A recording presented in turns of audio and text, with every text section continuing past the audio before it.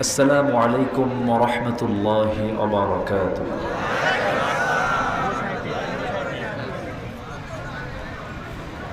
إن الحمد لله الأكرم الذي خلق الإنسان وكرم وعلمه من البيان ما لم يعلم،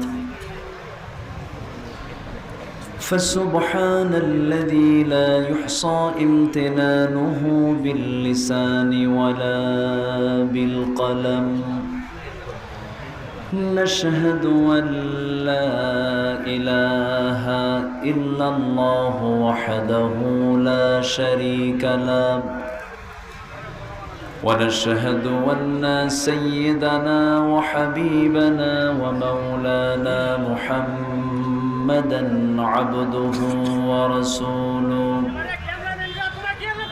الذي أرسله بالحق بشيرا ونذيرا وداعيا إلى الله بإذنه وسراجا منيرا. فقد قال الله تعالى في كلامه المجيد وفرقانه الحميد: أعوذ بالله من الشيطان الرجيم. بسم الله الرحمن الرحيم. هو الذي أرسل رسوله بالهدى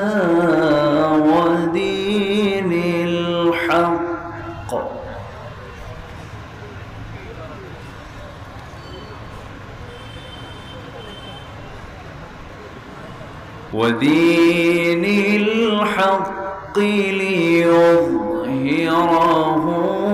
على الدين كله وكفى بالله شهيدا.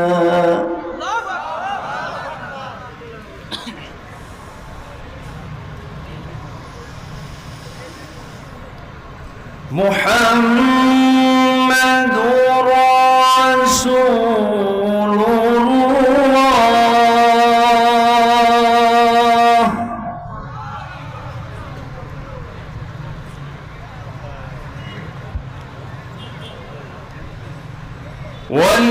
والذين معه أشداء على الكفار رحماء بينهم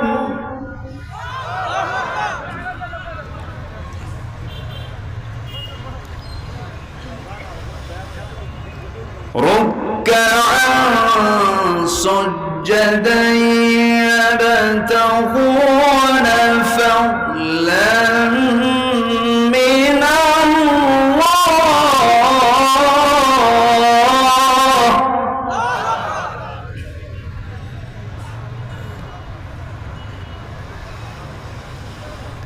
فضلا من الله ورضوانا سيماهم في وجوههم من أثر السجود.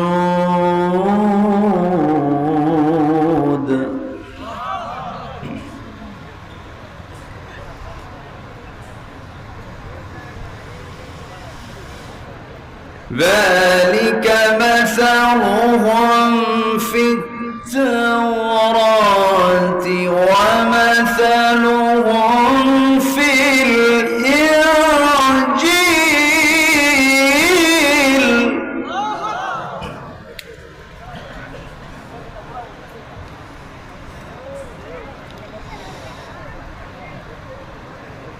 ومثلهم في الإنجيل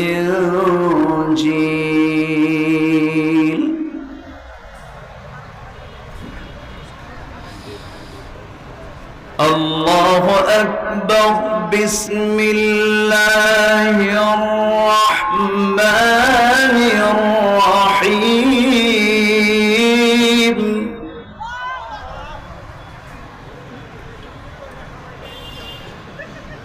إن الله وملائكته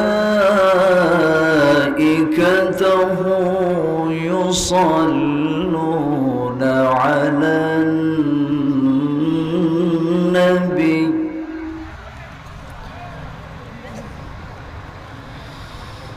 يا أيها الذين آمنوا صلوا عليه وسلموا تسليما اللهم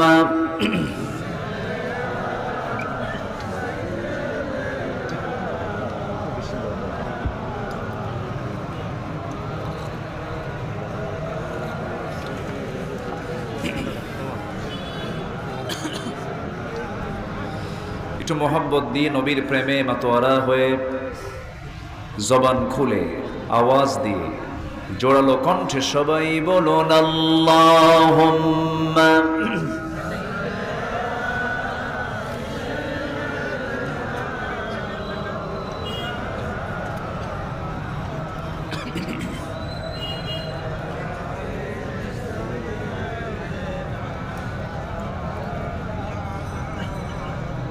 সবাই বলুন বালাগাল উলা বিকামালিহি কাশাফাত তুজা বিজামালিহি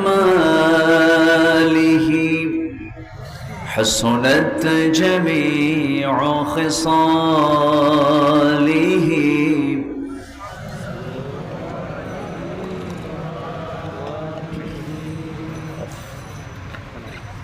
আওয়াজ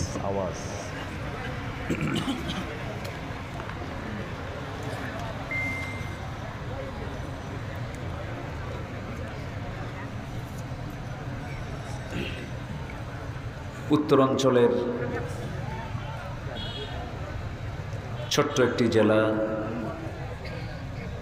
জয়পুরহাট জেলার সদর উপজেলার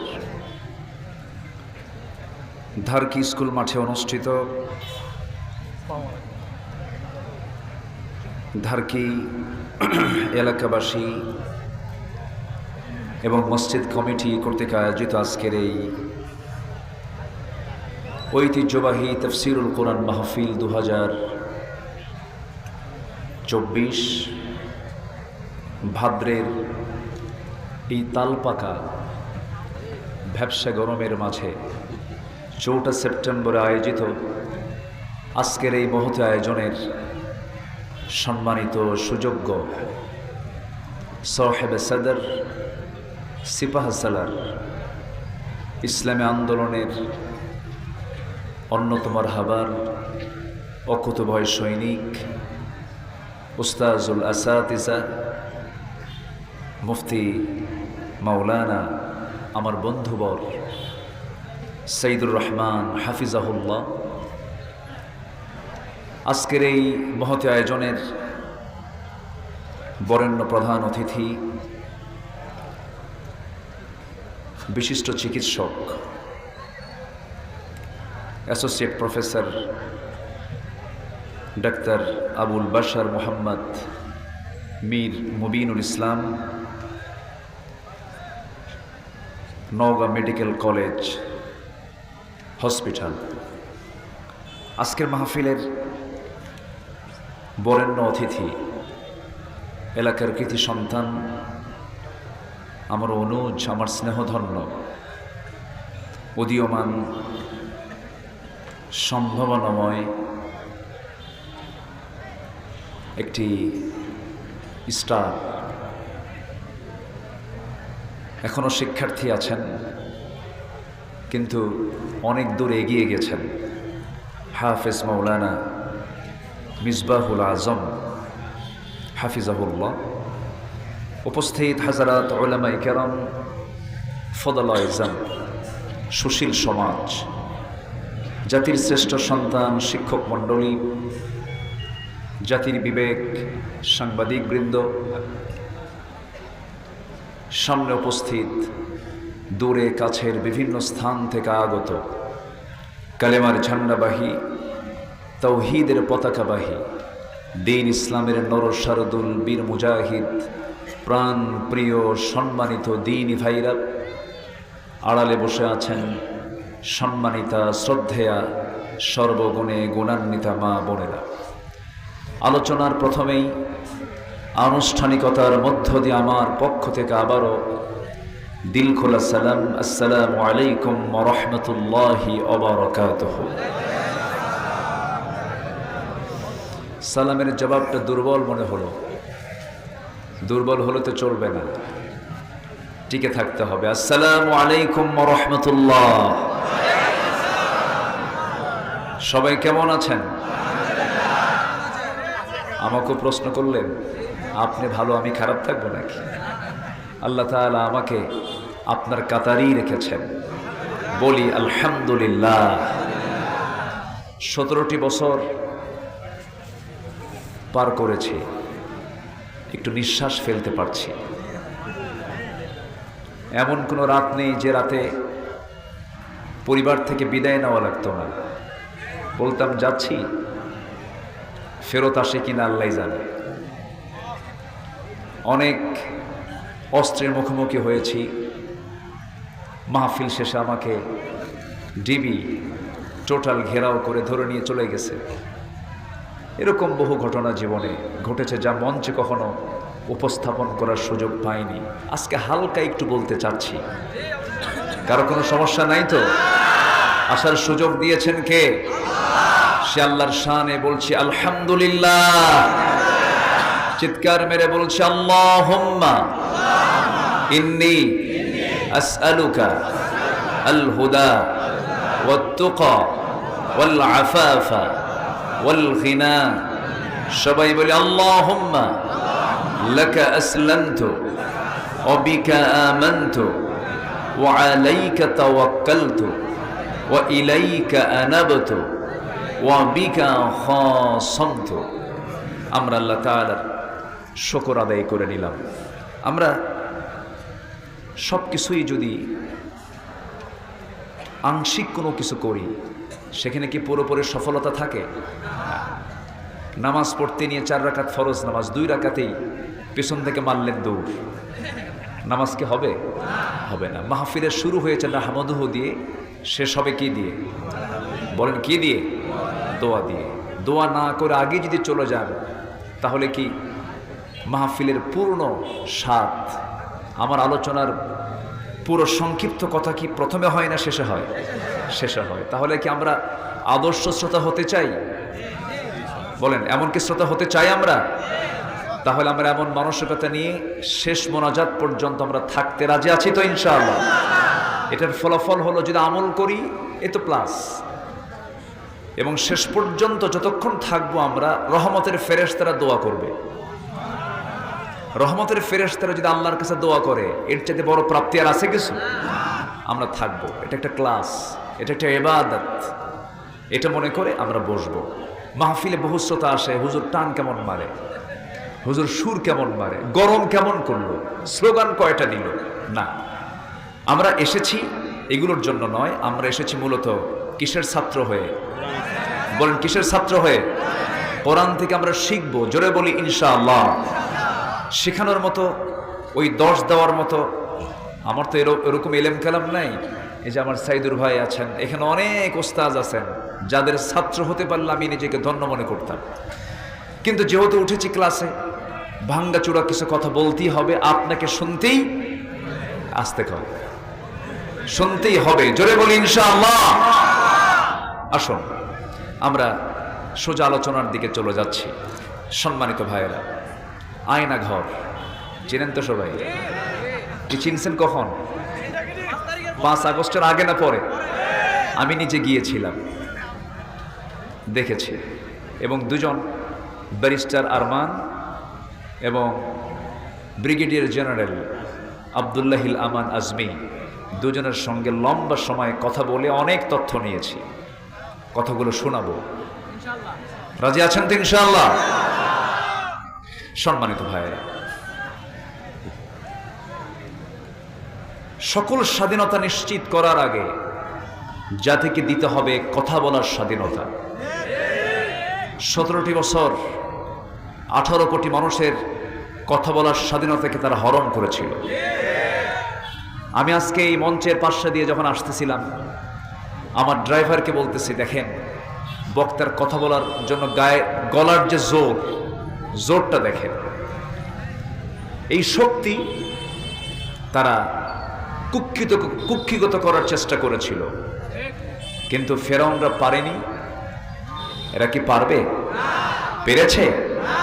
এখান থেকে প্রমাণিত হচ্ছে আল্লাহ ছিলেন, আছেন, বলেন ছিলেন, আছেন, থাকবেন, কোনো সন্দেহ নাই। কোন দিক দিয়ে কি হলো, কি হয়ে গেল, কিন্তু কোন দিক দিয়ে কিছু হয় নাই, হকের বিজয় হয়েছে। বিজয় কে দিয়েছেন? জা আল হক ওয়া যাহাকাল বাতিল ইন্নাল বাতিলা কানা যাহুকা। জয়পুরহাট, যার জেলার নাম হলো জয় দিয়ে শুরু, কোনো পরাজয় নাই, বলেন আলহামদুলিল্লাহ। জেলার নাম কি? কোনো পরাজয় নাই। জয় নামে একটা সূরা আছে, সেই সূরার নাম হলো সূরাতুল ফাতাহ। তাহলে এই জেলার নাম কোন সূরায় আছে? কোন কিতাবে আছে? আস্তে কয়, কোন সূরা, কোন কিতাবে আছে? কোরআনে কারীমের একটা সূরার নাম হলো জয়পুর। ঠিক আছে না?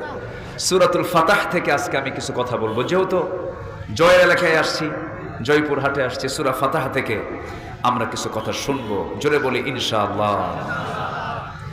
আরেকটা লোকের নাম জয় আছে, আছে না?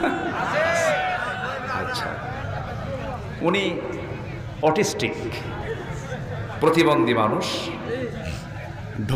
ঢোক গেলে তো খালি ঢালার কারণে ব্রেন মাঝে মাঝে 1,500 কোটি টাকা। এখন এটাতে কি সংখ্যা মালাকুল মউত বুঝবে না, 1,500 কোটি টাকা। আচ্ছা, যাই হোক, আমরা এখানে বিভিন্ন দলের লোক থাকতে পারে, অন্য ধর্মের মানুষও থাকতে পারে, সবাই আমাদের ভাই। ইসলাম সবার জন্য ওপেন, ইসলামে আসেন। দেখলেন তো 5 আগস্টের সন্ধ্যার সময় সেনাবাহিনী প্রধান, সাবেক প্রধানমন্ত্রীর 3 আত্মীয়, উনি প্রথম ডাকটা দিয়েছেন আমিরে জামাতকে, বলেছেন আমিরে জামাতকে আমরা আমন্ত্রণ করেছি।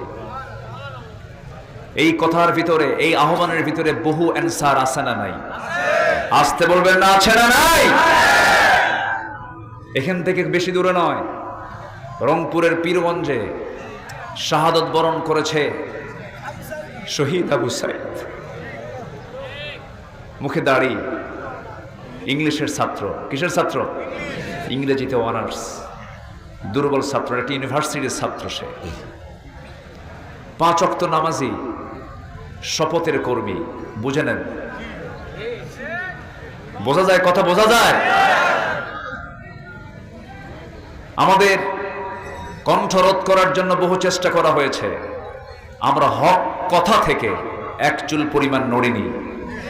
আমাকে যারা আমার কথা যারা ফলো করেছেন এই 24-25 বছর, কোনোদিন আমার মুখ থেকে তেল মারা কোনো বক্তৃতা 1 সেকেন্ডের জন্য কেউ পান নাই। আমার এটা তবিয়তি আসে নাই। আমাকে থানা হাজতে নেওয়া হয়েছে, আমাকে জেলখানায় নেওয়া হয়েছে, মেডিকেলে অসুস্থতার কারণে মেডিকেলে ছিলাম, সেখান থেকে টেনে হেঁচড়ে বের করে গাঁজাখোর, মদখোর, এদের বিছানায় আমাকে শুয়ে রাখা হয়েছে। ওরা সারা রাত বিড়ি টানতো, বিড়ি টানার মাঝে আমাকে শুয়ে রাখত। এই সমস্ত কথাগুলো জমা ছিল, বলিনি। তবে হ্যাঁ, আলেমদের রক্ত আর আলেমদের চোখের পানি বড় বিষাক্ত, ঠিক কিনা বলেন? আলেমরা যদি কাঁদে, আলেমদের রক্ত যদি ঝরে, সেই জমিন আল্লাহর দিন কায়েম হবেই, এতে কোনো সন্দেহ।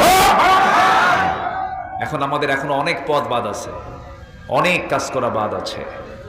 খ্যাকশিয়ালের বিদায় হয়েছে, পাতিশিয়াল কিন্তু বসে আছে। আসতে বলবেন না, আছে না নাই? বিলবোর্ড দখল, সাইনবোর্ড দখল, এই দখলবাজিগুলো চলছে।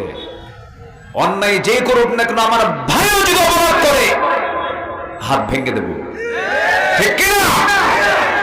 সতর্ক থাকতে হবে। অনেক কষ্টে অর্জিত হয়েছে এই অর্জন, এটাকে আমরা কোনোভাবেই নষ্ট হতে দেব।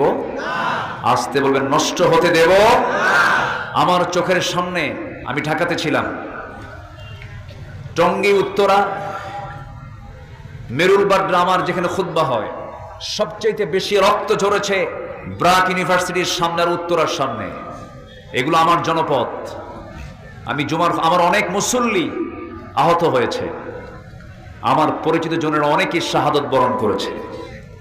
তার মাদের চোখের পানি এখনো শুকায় নাই, আর এরা দখলবাজি আর বিলবোর্ড দখল নিয়ে মারামারি শুরু করেছে।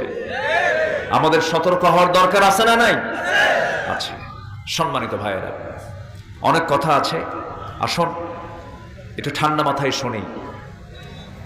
আল্লাহ তাআলা আমার মুখ থেকে যেন সেই কথাগুলো বের করে দেন, যে কথাগুলো এই সময়ে, এই মুহূর্তে এই মুসলিম সমাজের জন্য, এই জাতির জন্য খুব প্রয়োজন। জোরে বলি আল্লাহুম্মা আমিন, আরো জোরে আল্লাহুম্মা আমিন। সূরার নাম কি? ফাতার বাংলা কি? জয়পুরহাট, ঠিক আছে না?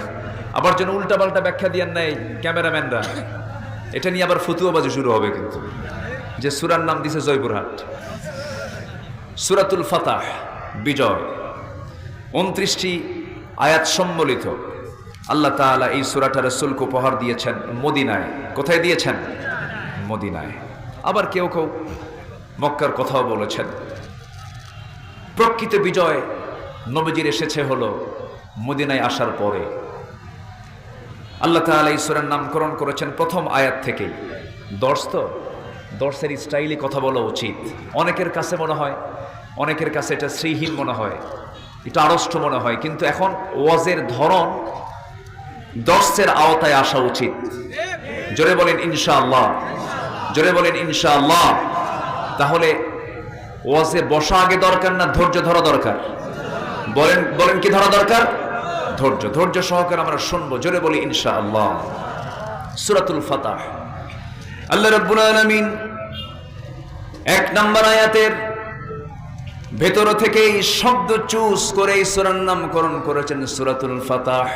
আল্লাহ রাব্বুল আলামিন বলেন, ইন্না ফাতাহনা লাকা ফাতহাম মুবিনা লিয়াগফিরা লাকা আল্লাহু মা তাকদ্দামা মিন যামবিকা ওয়া মা তাআখার ويتم نعمته عليك ويهديك صراطا মুস্তাকিমা। জোরে বলুন আল্লাহু আকবার। হে রাসূল, আপনি চিন্তান্বিত কেন? কেন আপনি চিন্তা করেন? হুদাইবিয়ার সন্ধি চুক্তি হয়েছে, আপনি সাহাবীদেরকে জানায় দেন।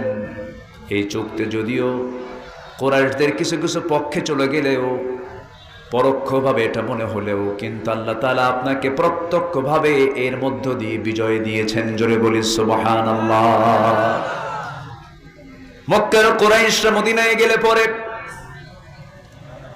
মদিনার মুসলমান কুরাইশদেরকে মক্কায় ফেরত পাঠাতে বাধ্য হবে। আবার মদিনার কোন মুসলমান মক্কায় গেলে পরে কুরাইশরা তাদেরকে ফেরত পাঠাতে বাধ্য হবে না। এবং সেই চুক্তির মধ্যে মুহাম্মদুর রাসূলুল্লাহ সাল্লাল্লাহু আলাইহি ওয়াসাল্লাম, রাসূলুল্লাহ শব্দটা কেটে ফেলে দেওয়া হলো। সাইয়েদনা আলী ওই সময় ছিলেন, বললেন না আমার দ্বারা রাসূলুল্লাহ শব্দ কাটা সম্ভব হবে না। রাসূল সেই সময়ে বলে দিলেন, আলী কোন জায়গায় শব্দটা আছে আমাকে দেখায় দাও। আমার নবজি যখন দেখতে পেলেন সেই জায়গাটা রাসূল নিজ হাতে কেটে দিয়ে বললেন, চুক্তিটা বড় দরকার, কারণ আমাকে তার রাষ্ট্রনেতা মনে করেছে, এটাই আমাদের বিজয়। জোরে কোন সুবহানাল্লাহ। আমাকে তারা রাষ্ট্রনেতা মনে করেছে, আমি রাষ্ট্র গঠন করেছি, ক্ষুদ্র রাষ্ট্র গঠন হয়ে গেছে মদিনায়, এটা যে মেনে নিয়েছে এটাই আমাদের বিজয়। আল্লাহু আকবার বলো। আমার বন্ধুগণ, আমার নবীজি দোয়া করেছেন কি? আমার নবীজি দোয়া করেছেন, আল্লাহ তাআলা রব্বি আদখিলনি মুদখালা সিদকিন ওয়া আখরিজনি মুখরাজা সিদকিন ওয়াজআল লি মিন লাদুনকা সুলতানান নাসীরা। জোরে বলুন আল্লাহু আকবার। আমার নবীজি রাষ্ট্র ক্ষমতার জন্য দোয়া চেয়েছেন। নবীজি রাষ্ট্রনেতা ছিলেন, নবীজি দেশ নায়ক ছিলেন, নবীজি দেশ পরিচালনা করেছেন, বিচারপতির ভূমিকা পালন করেছেন, আবার মসজিদে নববীর ইমামতির দায়িত্ব পালন করেছেন। আমরা এমন শাসক দেখতে চাই বাংলার জমিনে যে বাইতুল মুকাররমের খতিব হবে, আবার বঙ্গভবনের সে একজন বাসিন্দা হবে। আস্তে কোন কেন, জোরে কোন, ঠিক কিনা? বঙ্গভবন থেকে বের হবেন, বাইতুল মুকাররমের খুতবা দিবেন, আবার ওই ব্যক্তিটা আবার দেশ পরিচালনা করবেন। এমন দৃশ্য যতদিন পর্যন্ত বাংলাদেশে না দেখা হবে ততদিন পর্যন্ত বাংলাদেশে কোনোদিন শান্তি আসতে পারে না। গত পরশুদিন ধর্ম মন্ত্রণালয় থেকে আমাকে ফোন দিয়েছে। ফোন দিয়ে বলা হলো, আপনাকে ইসলামিক ফাউন্ডেশনের পক্ষ থেকে রবিউল আউয়াল মাসে বাইতুল মুকাররমে 15 দিন 20 দিন ব্যাপী তাফসীর সিরাতুন নবীর মাহফিল হয়। তো বলা হচ্ছে, হুজুর আপনাকে আমন্ত্রণ জানানো হয়েছে, আপনি যে কোনো দিন একটা দিন আপনি বাইতুল মুকাররম মসজিদে সিরাত মাহফিলের প্রধান মেহমান। তো বাইতুল মুকাররমে আমি দাওয়াত পাবো, এটা তো কল্পনাতীত, কল্পনাই করা যায় না। বহু কামিল মাদ্রাসার প্রিন্সিপালরা মাহফিল করতে আমাদেরকে নেওয়ার সাহস পেত না। কামিল মাদ্রাসার প্রিন্সিপাল, ওরে বাপরে বাপ, আব্দুল আলামিনকে এই মাহফিল দাওয়াত দিলে আমার চাকরি শেষ। সেই জায়গায় বাইতুল মুকাররমের সিরাত মাহফিলে আমাদের মতো এই চেতনার যারা আছেন, ডক্টর আফম খালিদ হোসেন হাফিজাহুল্লাহ, বহু আগের থেকে তার পরিচয়। আমার একটা প্রতিষ্ঠিত মাহফিল নোয়াখালীর মুসাফরের মাহফিল, সেই মুসাফরের মাহফিলে উনিও গেস্ট ছিলেন, একই দিনে আমিও ছিলাম। উনি বাদে মাগরিব কথা বললেন, খুব দক্ষ আলোচক, তো ওনার আলোচনা 10টার পরে বোঝা কঠিন, অনেক গভীর পাণ্ডিত্য আল্লাহ তাআলা তাকে দান করেছেন। তো মাগরিব পর থেকে নিয়ে এশা পর্যন্ত আলোচনা করলেন। রাস্তার মাঝেই তার সঙ্গে আমার দেখা হলো, জাস্ট ক্রসিং হলো, এর মাঝেই কিছুক্ষণ কথা বলে নিলাম। খুব বিনয়ী মানুষ, ওনার নেতৃত্বেই এই মন্ত্রণালয়টা চলছে, একটা সংস্কার হচ্ছে মনে হয়। জোরে বলি ইনশাআল্লাহ, জোরে বলি ইনশাআল্লাহ। তার একটা সিমটম পেলাম, ওই দালাল আলেম যা, তেলবাস যারা, তারা সব লেজ গুটে বিদায় নিয়েছে। বাইতুল মুকাররমের সেই ইমাম যে ওই ব্যর্থ প্রধানমন্ত্রীকে লকব দিয়েছিল কওমি জননী, সে লেজ গুটে মসজিদ থেকে বিদায় নাই, পালাতে বাধ্য হয়েছে। সম্মানিত ভাইয়েরা, সম্মানিত বন্ধুগণ, রাষ্ট্র ক্ষমতার প্রয়োজন আছে না নাই? আসতে বলবেন না, আছে না নাই? অনেক কার্ড খেলেছে, আনসাররে লেলিয়ে দিয়েছিল, রিক্সা বাহিনীকে লেলিয়ে দিয়েছিল, শ্রমিকদেরকে লেলিয়ে দিয়েছিল, নিজেরা মন্দিরে হামলা করে সংখ্যালঘুর কার্ড খেলতে চেয়েছিল, কোন কার্ড কাজে লাগে নাই, লাগবে না। কারণ জনগণ ওদের সব ষড়যন্ত্র বুঝতে পেরেছে। জনগণ হয়ে গেছে এক একজন প্রশাসক। জোরে বলি আলহামদুলিল্লাহ। যে জাতি 10 দিনের মতো, প্রায় 10 দিন 2 সপ্তাহের মতো থানায় কোনো প্রশাসন নাই, থানায় কোনো প্রশাসন নাই, 14 দিন প্রায় প্রশাসন ছাড়া একটা দেশ চলতে পারে, এক বিরল দৃষ্টান্ত হলো বাংলাদেশের মানুষরা। কে বলেছে আমার দেশের মানুষ খারাপ? কে বলেছে? আপনি ইন্ডিয়ার দিকে তাকান, অসম্ভব চোর। ইন্ডিয়া কি? বলেন বলেন বলেন, চোর। আমাদের সব জিনিসগুলো ওরা চুরি করতে চায়। আপনি পাকিস্তানের দিকে তাকান, প্রশাসন ছাড়া 14 দিন, খবর মানবতার ফেরিওয়ালা বলে, গণতন্ত্রের ঠিকাদার বলে। আমেরিকার দিকে তাকান, 14 দিন প্রশাসন ছাড়া কোন দেশ, কোন রাষ্ট্র চলতে পারে না। আমার দেশের মানুষ, প্রত্যেকটা মানুষ হয়েছিল এক একটা প্রশাসক, সব পাহারা দিয়ে। তারা প্রমাণ করেছে আমরা দেশকে জীবন দিয়ে ভালোবাসি। মুগ্ধ, পানি লাগবে, পানি লাগবে। মুগ্ধতা ছড়িয়ে এসে দুনিয়া থেকে বিদায় নিয়েছে। তার মার চোখের পানি এখনো শুকায় নাই। সম্মানিত ভাইয়েরা, মেডিকেল কলেজে গিয়েছিলাম, হসপিটালে গিয়েছিলাম, চোখ নাই, কান নাই, পা নাই, 2টা পা চলে গেছে।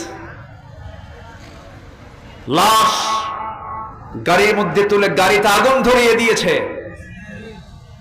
যা করেছেন আপনারা, ইতিহাস আপনাদেরকে ক্ষমা করবে না, ঠিক কিনা? ব্যক্তি যে অপরাধ করেছে,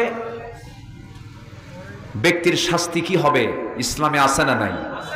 আসতে বলবেন না, আছে না নাই? ডাকাতের শাস্তি কি রাসূল শিথিল করেছেন? চোরের শাস্তি কি রাসূল শিথিল করেছেন? না। আশিদ্দাউ আলাল কুফার, আসতেছি আমি, রুহামাউ বাইনাহুম। ডাকাতের শাস্তি রাসূল শিথিল করেননি, চোরের শাস্তি রাসূল শিথিল করেননি। আমার নবীজির রাষ্ট্রপতি থাকাকালীন উচ্চ বংশীয়া সম্ভ্রান্ত বংশের এক নারী, তার নামও ফাতিমা। আমার নবীর মেয়ের নাম কি? ফাতিমা। চুরি করে ধরা পড়েছে। ওই বংশের সমস্ত লোকজন সাইয়েদনা ওমর ফারুকের কাছে এসে বলছেন, আপনি যদি বলেন রাসূল শাস্তি লাঘব করতে পারেন। সম্ভ্রান্ত পরিবারের, হাত কাটলে বিয়ে দেব কেমনে? সমস্যা। আমার নবীর সামনে এসে যখন বললেন, ইয়া রাসূলুল্লাহ, দেখুন তো একটু কি শাস্তি লঘু করা যায়? আমার নবীজি সঙ্গে সঙ্গে জবাব দিচ্ছেন, ওমর, তোমার দারাজ কণ্ঠ কোথায় গেল? তোমার সেই তেজোদ্দীপ্ত চেতনা কোথায় গেল? আজকে ওই সম্ভ্রান্ত পরিবারের মেয়ে ফাতিমা না হয়ে আমার কলিজার টুকরা যদি ফাতিমা বিনতে মুহাম্মদ যদি চুরি করে ধরা পড়তো, আমি জনসম্মুখে সবার চোখের সামনে আমি ফাতিমাকে ডেকে নিয়ে আমি তার বাপ নিজের হাতে নিজের মেয়ের হাতটা কেটে নিতাম। আমার বন্ধুগণ, ডাকাতি করেছিল একজন, নবীর সামনে ভণ্ডামি করে কালিমার ঘোষণা দিল। নবীজি বললেন, তুমি কালিমা পড়েছো, নিরাপত্তা পেয়েছো, হুজুর আমি তো অসুস্থ, কি করা যায়? আমার রাসূল বললেন, যাও, মরু অঞ্চলে একজন রাখাল আছে, সেই রাখালের কাছ থেকে অনুমতি নিয়া উটের কিছু পেশাব, উটের কিছু পানি, দুটাকে মিক্স করে তুমি পান করে নাও, তোমার জন্ডিস ভালো হয়ে যাবে, রক্ত রোগ বন্ধ হয়ে যাবে। ওষুধ মনে করে পান করলো সেই লোকটা। পান করার পরে সুস্থ হয়ে গেল। গায়ে শক্তি যখন ফেরত চলে এলো, শয়তানটা চেপে বসলো। সে করলো কি? হাতের তরবারে দিয়া সেই রাখালকে মেরে ফেলে দিয়া উটগুলোকে সে অপহরণ করে যখন নিয়ে চলে যায়, আমার নবীর কাছে জিবরাইল জানায়া দিলেন। আমার নবীজি সাহাবে কেরামকে পাঠায়া দিয়ে বলেন, সাহাবীরা যাও, যেখানে পাও সেখান থেকে ধরে ফেলো। ধরে ফেলা হলো। ধরে ফেলার পর রাসূল বললেন, তার হাত বেঁধে ফেলো, পা বেঁধে ফেলো। ওই রাখালকে যেমন করে এই ডাকাত আমার রাখাল সাহাবীকে যেমন করে মেরেছে, তোমরা তাকে তেমন করে মেরে ফেলো। একটা করে হাত কেটে ফেলো, পা কেটে ফেলো, অঙ্গহানি করে ফেলো। আমরা সারা জীবন শুনেছি রাসূল দয়ার নবী, মায়ের নবী, সেই নবীজি এই সিদ্ধান্ত যখন জানিয়ে দিলেন, হাত কাটা হলো, পা কাটা হলো। এরপরে পানির জন্য ছটফট করতেছে। ওই ডাকাতটা মরুভূমির বালুগুলো চাটতেছিল। নবীজির কানে সাহাবা কেরাম সংবাদ দিলেন, হুজুর এমন দৃশ্যকে দেখে ভালো লাগে নাকি? সে পানি চাচ্ছে, তপ্ত মরুভূমির গরম বালুগুলো সে চাটতেছে, পানির জন্য ছটফট করছে। কি করব হুজুর? রাসূল বলেন, সাহাবীরা এক চুল পরিমাণ পানি দিতে পারবে না, কারণ আমার রাখালকে সে এক চুল পানিও দেয় নাই। কি বোঝা যায়? কোনো ক্ষমা নাই, ঠিক কিনা? ক্ষমা আছে, ক্ষমা আছে। যদি ক্ষমা করতে চান, কুতিবা আলাইকুমুল কিসাসের এই আয়াতের খেলাফ হয়ে যাবে। কুতিবা আলাইকুমুল কিসাস এই আয়াত যদি আমরা মেনে নেই, এই আয়াতকে যদি আমরা বিশ্বাস করি, অবশ্যই খুনির শাস্তি এই জমিনে নিশ্চিত করতে হবে। 41 বছরের খুনের রায় যদি 41 বছরের আগের খুনের রায় যদি 41 বছর পরে আদায় হয়, বাবার শাস্তি। 71 সালের যে সমস্ত বিষয়গুলো সামনে এনে কল্পিত নাটক সাজিয়ে যদি একটা রায় দেওয়া হয়, 5ই অগাস্টে যে তাজা খুন করা হলো, এটারও শাস্তি নিশ্চিত করা হলো সময়ের দাবি। রাজি আছেন কারা কারা? হাত উঁচু করে দেখান মুসলমান।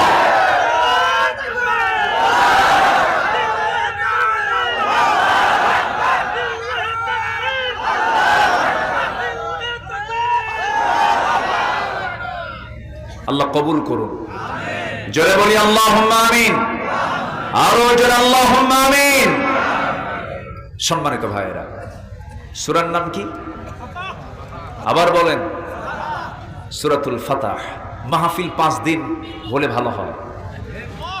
এক রাতে ওয়াজ করে শুধু চুলকানি বাড়ে। 5 দিন হলে পরে ভালো হয়। একটু প্রাণ খুলে ব্যাখ্যামূলক শব্দের ব্যাখ্যা, আয়াতের ব্যাখ্যা সুন্দর করে বলা যায়, যেটা শুরু করেছিলেন আল্লামা সাইদ রাহিমাহুল্লাহ। গত 17 আগস্ট পিরোজপুর আল্লামা সাইদের ফাউন্ডেশনে গিয়েছিলাম, কথা বলেছি সেখানে। এই 17 আগস্ট এই ডেট করা হয়েছিল, 5 আগস্ট হবে এমন চিন্তা আমাদের মাথায় ছিল না। 13ই জুন আমরা ঢাকার একটা বৈঠকে বসে এই সিদ্ধান্ত নিয়েছিলাম। জি, কথা বলেছিলাম 17 আগস্ট কেন, 15ই আগস্ট কার শোক দিবস? কি কথা কি বুঝতেছেন আপনারা? হ্যাঁ, 15ই আগস্ট। এখন 15ই আগস্টে এর আগে যদি 14 আগস্ট শাহাদাত বরণ করেছেন আমাদের আল্লামা সাইদ রাহিমাহুল্লাহ, তারা প্রোগ্রাম হয়তো করতে দেবে না। এই জন্য আমরা ভাবলাম এনএসআই, ডিজিএফআই, ডিবি, এসবি এদের বদনজর। কি নজর? পেট যদি হজম না হয় তখন কি কি কি কয়? বদহজম। তো ওদের বদনজর থেকে বাঁচার জন্য আমরা 14 তারিখের পরিবর্তে 17 তারিখে নিয়ে গেলাম। সেই 17 আগস্টে সেখানে গিয়েছিলাম, কথা বললাম। কই সেই পাড়ের হাটের সেই সাক্ষীগুলো, বরঞ্চ সেখানে একজন এসেছিল, কি নাম? সুখরঞ্জন বাড়ি। একসঙ্গে বসে প্রায় 2 ঘন্টা কথা বললাম। এই সুখরঞ্জন বাড়ির ঈমান না থাকতে পারে, সুখরঞ্জন বাড়ির ঈমান হয়তো কালেমাটা পড়ে নাই, কিন্তু বহু আলেম ওলামার চাইতে তার চরিত্র ভালো। সে বলেছে আমি জীবন দেব কিন্তু মিথ্যা সাক্ষী দিতে পারবো না। কলকাতার দমদম কারাগারে তাকে পিঠ মোড়া দিয়ে পিছনে 2 হাত বেঁধে রেখে দিয়ে দিনে রাতে শাস্তি দেওয়া হতো। বলা হতো তুই একটা রায় দিবি, নচেত তোকে দুনিয়া থেকে বিদায় করব, তুই সাক্ষী দিবি। কিন্তু সেই হিন্দু সুখরঞ্জন বালি সে বলল না, অসম্ভব, আমার পক্ষে সম্ভব না। সে অনড় ছিল, তার চোখের পানি আমাকে অনেক ভাবিয়ে তুলেছে। আহারে, সে যদি খিয়ারকুম ফিল জাহেলিয়া খিয়ারকুম ফিল ইসলাম, আমি তাকে বললাম ভাই কোনো কথা নেই, আপনি কালেমা পড়েন। দেখি যে মুস্কি মুস্কি হাসে, দোয়া করেন, হয়তো কালেমা পড়তেও পারে ইনশাআল্লাহ। আমরা লেগে আছি ওর পিছনে, আমরা লেগে আছি, আমরা কাজ করছি। এখন আমরা 2-1টা করে আওয়ামী লীগ ধরবো আর কালেমা পড়াবো। জোরে বলে ইনশাআল্লাহ, জোরে করেন ইনশাআল্লাহ। ওরা বলেছিল এই দেশে ওয়াজের নামে কোনো রাজনীতি চলবে না। মাহফিলে এই মঞ্চটাকে দখল শুধু নয়, এই পোস্টারটাও তারা দখল করে ফেলেছিল। এই পোস্টারে আমার নামটা কেন আগে দেওয়া হয়েছে? আমরা আলেম, আমরা বক্তা, আমাদের নামটা আগে, আর এমপি স্থানীয় আতি পাতি আছে না, ওদের নামটা একটু পড়ে আমাদের নামটা কেন আগে দেওয়া হলো? এইটাকে অপরাধ মনে করে মাহফিলে হামলে ডিভোর্স জারি করেছে ওরা। এত বড় জালিম নিকটবর্তী ইতিহাসে কেউ ইতিহাস সৃষ্টি করতে পারে না। ওয়াজের নামে রাজনীতি আমরা করি না, ওরা করেছে। মাহফিলে হাজার হাজার লোক আসে, আর ওরা 500 টাকা পিস দিয়াও ওদের জনসভায় মানুষ হাজির করতে পারে না, লোক পায় না। তো এখন মঞ্চে, এখন মাহফিলে এসে যদি 2-1টা কথা বলতে পারি, তাহলে এটাই আমাদের জন্য একটা বড় প্ল্যাটফর্ম। আবার থানায় ঘুষের টাকা না দেওয়া পর্যন্ত মাহফিল বাস্তবায়ন হতো না, ঠিক কিনা বলেন? এই চিত্রগুলো তারা চিত্রায়িত করেছে, প্রত্যেকটা জায়গায় ঘুষের বাণিজ্য চালিয়েছে, রন্ধ্রে রন্ধ্রে দুর্নীতি তারা প্রবেশ করিয়েছে। অতএব উচিত তাদের কালেমা পড়ে আবার নতুন মুসলমান হওয়া, ঠিক কিনা? সম্মানিত ভাইয়েরা, কথা আছে, একটু একটু করে বলতেছি, কারো কোনো আপত্তি নাই তো? জোরে বলি ইনশাআল্লাহ। আমাদের কথা বলতে গেলেও আবার খুব সাবধান থাকতে হয়, কারণ আমাদের মুখ থেকে অযাচিত কোনো কথাও বের হওয়া যাবে না। কারণ এই যে ক্যামেরা আছে, কিরামুন কাতিবিন ইয়ালামুনা মা তাফআলুন। শুধু ইয়ালামুন না, ওরা দেখেও, জানে এবং দেখে। তাহলে আমার কথাগুলো নিয়ে প্রত্যেকটা ইঞ্চি ইঞ্চি কথার আবার গবেষণা আছে না নাই? আছে, সব তারা রেকর্ড করছে। আমি কেন নতুন করে মুসলমান হতে বললাম? তাদের জীবন বিধানের নাম ইসলাম নয়, তাদের জীবন বিধানের নাম হলো ধর্ম নিরপেক্ষ মতবাদ। নতুন করে কেন মুসলমান হতে বলছে ওদেরকে? তাদের ধর্মের নাম হলো জাতীয়তাবাদী চেতনা। জাতীয়তাবাদী চেতনায় যারা বিশ্বাস করবে তাদের ঈমান নাই, ধর্ম নিরপেক্ষ মতবাদকে যারা বিশ্বাস করবে তাদের ঈমান নাই। কার কথা? আসতে বলবেন না, কার কথা? কোরআন কোথায় বলছে? কোরআনের কোথায় আছে? শোনাই শোনাই, সব ওই সমস্ত দলীয় নেতা কর্মীদের জানায় দিবেন, হুজুরের এই বক্তব্য শোনো, ওই আয়াতটা তালাশ করবেন। আল্লাহ রাব্বুল আলামিন বলেন, ومن يبتغي غير الإسلام دينا فلن يقبل منه وهو في الآخرة من الخاسرين। জীবন বিধান হিসাবে যারা ইসলামটাকে বাদ দিয়া, দিন হিসেবে যারা ইসলামকে বাদ দিয়া রাষ্ট্র পরিচালনায়, সমাজ পরিচালনায়, দেশ পরিচালনায় যারা ইসলামকে বাদ দিয়া দুনিয়ার কোন তন্ত্রমন্ত্র গ্রহণ করবে, পুঁজিবাদ, জাতীয়তাবাদ, ধর্ম নিরপেক্ষ মতবাদ, ক্যাপিটালিজম, সোশিয়ালিজম, ন্যাশনালিজমকে যারা গ্রহণ করবে, আল্লাহ রাব্বুল আলামিন বলছেন আমি তার পক্ষ থেকে কোনো কিছুই কবুল করব না। নামাজ পড়বে, কাজ হবে না, হজ করবে, কাজ হবে না, যাকাত দেবে, কাজ হবে না, কারণ সে দল হিসেবে সে ইসলামকে না গ্রহণ করে দুনিয়ার আইনকে গ্রহণ করেছে। আমার দেশে এখন কার আইন চলে? আল্লাহ। তাহলে কাজ কি এখনো বাদ আছে? কি আংশিক না পুরোটাই? আজ থেকে আংশিক না পুরোটাই? এখন কি পুরোপুরি জয়পুর বলা যায়? এখন কোন পুরোটিকে জয়পুর বলা যায়? আমরা গোটা দেশকে জয় করব ইসলাম দিয়ে, জোরে বলি ইনশাআল্লাহ। আমাদের সবচেয়ে বড় সাহায্যকারী কে? আর ওদের সাহায্যকারী কারা? রাশা। India, America. ওদের শক্তি হলো পুঁজিবাদী, সেকুলার, ন্যাশনালিজম।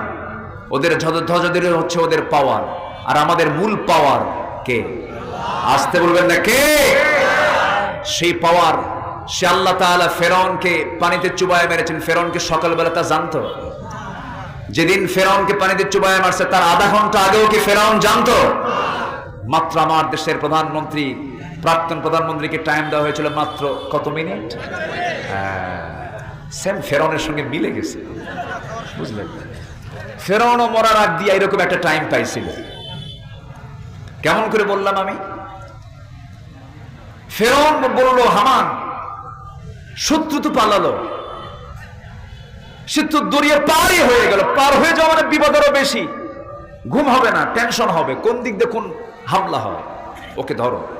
হামান বলল, আপনি চিন্তা করবেন না, একটু দেখে আসি। ঘোড়ায় চড়ে দাবড়ায় দিল। যে রাস্তায় মুসা আলাইহিস সালাম তার 12টা গোত্র নিয়ে বাইপাস, আরো 11টা রাস্তা, মোট কয়টা রাস্তা? 12টা। মোট কয়টা রাস্তা? 12 গোত্র, কয়টা রাস্তা? 12টা রাস্তা। একদম শীততাপ নিয়ন্ত্রিত, পর্যাপ্ত আলো, কারণ সমুদ্রের নিচে কি আলো থাকে না অন্ধকার থাকে? অন্ধকার, আলো ছাড়া তো যেতে পারবে না। তাহলে আলো প্লাস শীততাপ নিয়ন্ত্রিত, এবং টানেল, তো একটা টানেল, একটা গুহার মতো টানেল, সেখানে অক্সিজেনের দরকার আছে না নাই? আছে। যারা সৌদি আরবে গেছেন, মক্কা হজ করতে গেছেন, বিভিন্ন পাহাড় যখন অতিক্রম করতে টানেল দিয়ে যেতে হয়, সেখানে কৃত্রিম অক্সিজেন থাকে। তো আল্লাহ তাআলা কৃত্রিম অক্সিজেন, পর্যাপ্ত আলো, শীততাপ নিয়ন্ত্রিত অবস্থা তৈরি করে 12টা রাস্তা আজ থেকে 4000 বছর আগে বানিয়েছেন ইমানদারদের জন্য। কয়টা রাস্তা? 12টা। ইমানদাররা পার হয়ে গেছে। এখন ফিরআউন ওয়া হামান, হামান কয় ফেরাউন, ওরা যেহেতু পার হলো, দেখি আমরা পার হতে পারি নাকি, ওর বাপের রাস্তা নাকি। পার হতে নিল। ফেরাউনের পার হতে কোনো সমস্যা হলো না। ফেরাউন চেক করার জন্য গেছে, এপার থেকে ওপারে চলে গেছে, আবার ওপার থেকে এপারে চলে আসছে। হামান বলতেছে, ফেরাউন কোনো অসুবিধাই নাই, আমি সব চেক আপ করে আসছি, ক্লিয়ার রাস্তা, কোনো সমস্যা নেই। আল্লাহ কয়, ঠিক আছে, ক্লিয়ার, তোরে ধরবো একটু পরে, তোর মুরব্বীর আগে ধরবো। কার আগে ধরবে? মুরব্বীকে আগে ধরবে। মুরব্বী, ঠিক আছে না? এখন তো কত যে কোন জায়গায় কোন কথা মানে ভাইরাল হয়ে যায়। আচ্ছা, শেষ পর্যন্ত আগে মুরব্বীকে চালায় দিল। ফেরাউন খুব ভীত ছিল। ভীত সন্ত্রস্ত হয়ে ফেরাউন করলো কি, 1 পা আগায় 2 পা পিছায়। এমন রব ভয় করে। তাহলে আমার রব কি ভয় করেন? আমার রব কি ঘুমান? আমার রব কি টেনশন করেন? আমার রবের কি কোনো ক্লান্তি আছে? ওয়ালা ইয়াউদুহু হিফযুহুমা, তার কোনো ক্লান্তি নেই। আল্লাহু আকবার বলেন। আর এমন রব 1 পা আগায় 2 পা পিছায়। ফেরাউনকে কোনো টেনশন না, আপনি দৌড়ান। ঘোড়া দাবড়ায় দিল, পার হতে নিল। ঠিক ওই দরিয়ার ঠিক মিডিল পয়েন্ট আল্লাহ তাআলা পাহাড়ের, সমুদ্রের পানিকে আল্লাহ রাব্বুল আলামিন অর্ডার দিয়ে দিলেন, সমান হয়ে যাও। সঙ্গে সঙ্গে 2 পাশের দরিয়া পাহাড়ের মতো ভেঙ্গে যখন তার মাথার উপরে পড়তে লাগলো, ফেরাউন এখনো মারা যায় না, কিছু টাইম আল্লাহ তাআলা তাকে দিলেন। ফেরাউন বলছে, মুসা, বুঝতে পেরেছি তুমি সত্য, মুসা তুমি আমারে বাঁচাও, মুসা তুমি আমারে বাঁচাও। কিন্তু মুসা বাঁচাবেন না, আল্লাহ বাঁচাবেন। এই ডাকিও যখন কোনো কাজ হলো না, এবার ফেরাউন বলতেছে, মুসার আল্লাহ আমারে বাঁচাও। দেখছেন কার আল্লাহ? বলেন তো, কি সোজা না বাঁকা? মুসার আল্লাহ আমাকে বাঁচাও। তাও কোনো কাজ হলো না। শেষ পর্যন্ত বলে ফেললো, ও আল্লাহ আমাকে বাঁচাও, ওয়ানা মিনাল মুসলিমিন, আমি তো মুসলমানদের অন্তর্ভুক্ত। কত বড় জাহা মিথ্যা কথা বলে ফেললো। কি মিল আছে না নাই? বলে আসতে বলবেন না, আছে না নাই? ওয়ানা মিনাল মুসলিমিন, আমি তো মুসলমান। আল্লাহ তৎক্ষণাৎ জবাব দিয়ে দিন, কুনতা মিনাল মুফসিদিন, তুই হলো সন্ত্রাসীদের গডফাদার। 40,000 শিশু হত্যা করেছিল ফেরাউন। এই পৃথিবীতে হত্যা রাজনীতি চালু করেছে প্রথম হলো এই পৃথিবীর বুকে ফেরাউন। আমার দেশে ওই ফেরাউন একটা আসছিল, কিন্তু পুরুষ না, মহিলা ফেরাউন। ঠিক কিনা? মানুষকে মেরে গণভবনের পেছনে গণকবর দিয়েছে, কোনো ক্ষমা নেই। খুনের বিচার অবশ্যই কোরআনের ভিত্তিতে হওয়া উচিত। ঠিক কিনা? এখন এসপি আমাদের মোবাইলে ফোন দেয়, এসপি, ডিআইজি, ওসি ফোন দিয়ে বলে, হুজুর একটু তাকায়েন। কি কথা কি বুঝতেছেন? একটু নজর দিয়েন, হ্যাঁ একটু নেক নজর দিয়েন। তোমরা যে বদ নজর দিচ্ছ 17 বছর, আমরা প্রতিশোধ পরায়ণ না, আমরা এতটুকু অনিয়ন্ত্রিত নয়, আমরা হিংস্র নই। কালেমা পড়ো, ভালো করে মুসলমান হও। ঠিক কিনা? আয়না ঘরে ব্যারিস্টার আরমান, আমি চোখের পানি আটকাতে পারিনি।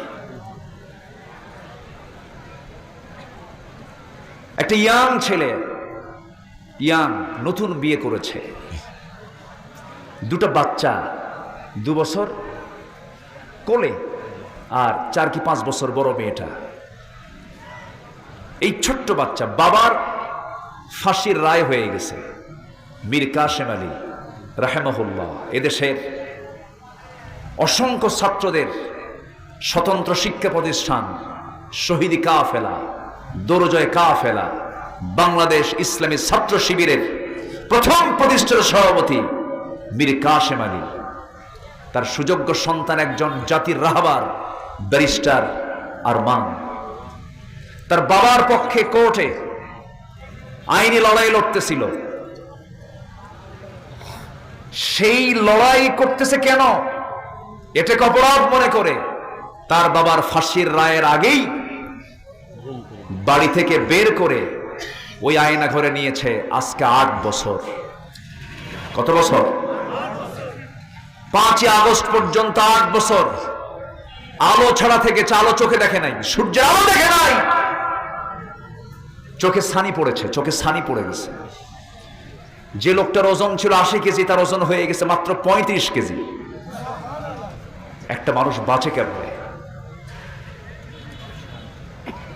কত উচ্চ শিক্ষিত একজন এদেশের নাগরিক, সে 8 বছর জানতো না যে তার 8 বছর আগে তার বাবার ফাঁসি দেওয়া হয়েছে।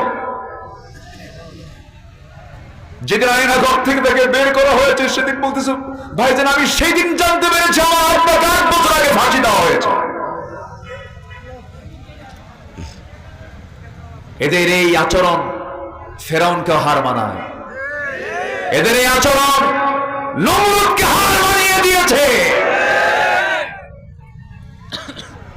আরেকজন এদেশের সবচেয়ে মজলুম সংগঠন, 17টি বছর সবচেয়ে বেশি দমন পীড়ন নির্যাতনের শিকার হয়েছে যে দল, সেই দলের মজলুম একজন নেতা অধ্যাপক গোলাম আজম রাহেমাহুল্লাহ, তার কলিজার টুকরা সন্তান, এদেশের সেনাবাহিনীর ইতিহাসে সর্বোচ্চ সংখ্যক রেকর্ড নাম্বার যার জীবনে কোনো ফেল নাই। উনি আমাকে বলেছেন, কোন অফিসার আমার মতো নাম্বার পায় নাই। আমি ব্রিগেডিয়ার জেনারেল ছিলাম, আমার অপরাধ, আমি বাবার পক্ষে কথা বলেছি, আমার দোষ, আমি গোলাম আজমের সন্তান। আমাকে ধরে নিয়ে এই আয়না ঘরে রেখেছিল। আয়না ঘরে রেখে শুধু রাখি নাই, খাবার দেয়নি, কুকুরের খাবার তাদের মুখে দিয়েছে, লেগিনি পচা খাবার পানি দিয়ে ধুয়ে ফেলে সেই খাবারটা মজা করে খেয়েছে। যে খাবারটা 3 দিন যাবত রান্না করা হয়েছে, সেই খাবারটা তাদের কাছে মজা লেগেছে। একজন ব্যারিস্টার, একজন ব্রিগেডিয়ার জেনারেল 8টা বছর এই অন্ধকার প্রকোষ্ঠে, এটা কোনো সেল বলা যাবে না, এটা কোনো জেল বলা যাবে না। তারা বললেন, ভাইজান মনে হতো আজকের সন্ধ্যায় যেন আমার জীবনের শেষ সন্ধ্যা, আজকের এই সেজদা যেন আমার জীবনের শেষ সেজদা, হয়তো আগামীর সকাল আমরা আর পাবো না। এরকম করে করে তারা দিনগুলো পার করেছে। ব্রিগেডিয়ার আজমি তিনি বললেন যে আমার এই যে গামছা, আমার এই গামছা, আমার যে পরিমাণ চোখের পানি ঝরেছে এই গামছায়, এই পানিকে যদি ধারণ করা হতো একটা পুষ্করী, একটা পুকুর হয়ে যেত আমার চোখের পানি দিয়া। আল্লাহ তাদের চোখের পানি বৃথা দেননি। আমরা কিছু স্বস্তির নিঃশ্বাস ফেলতে পারছি, আলহামদুলিল্লাহ বলেন। জোরে বলি আলহামদুলিল্লাহ, জোরে বলি আলহামদুলিল্লাহ। সম্পদ কাজে আসে না, ক্ষমতা কাজে আসে না, ঈমান কাজে আসে। আসতে বলেন না, জোরে বলেন ঠিক কিনা?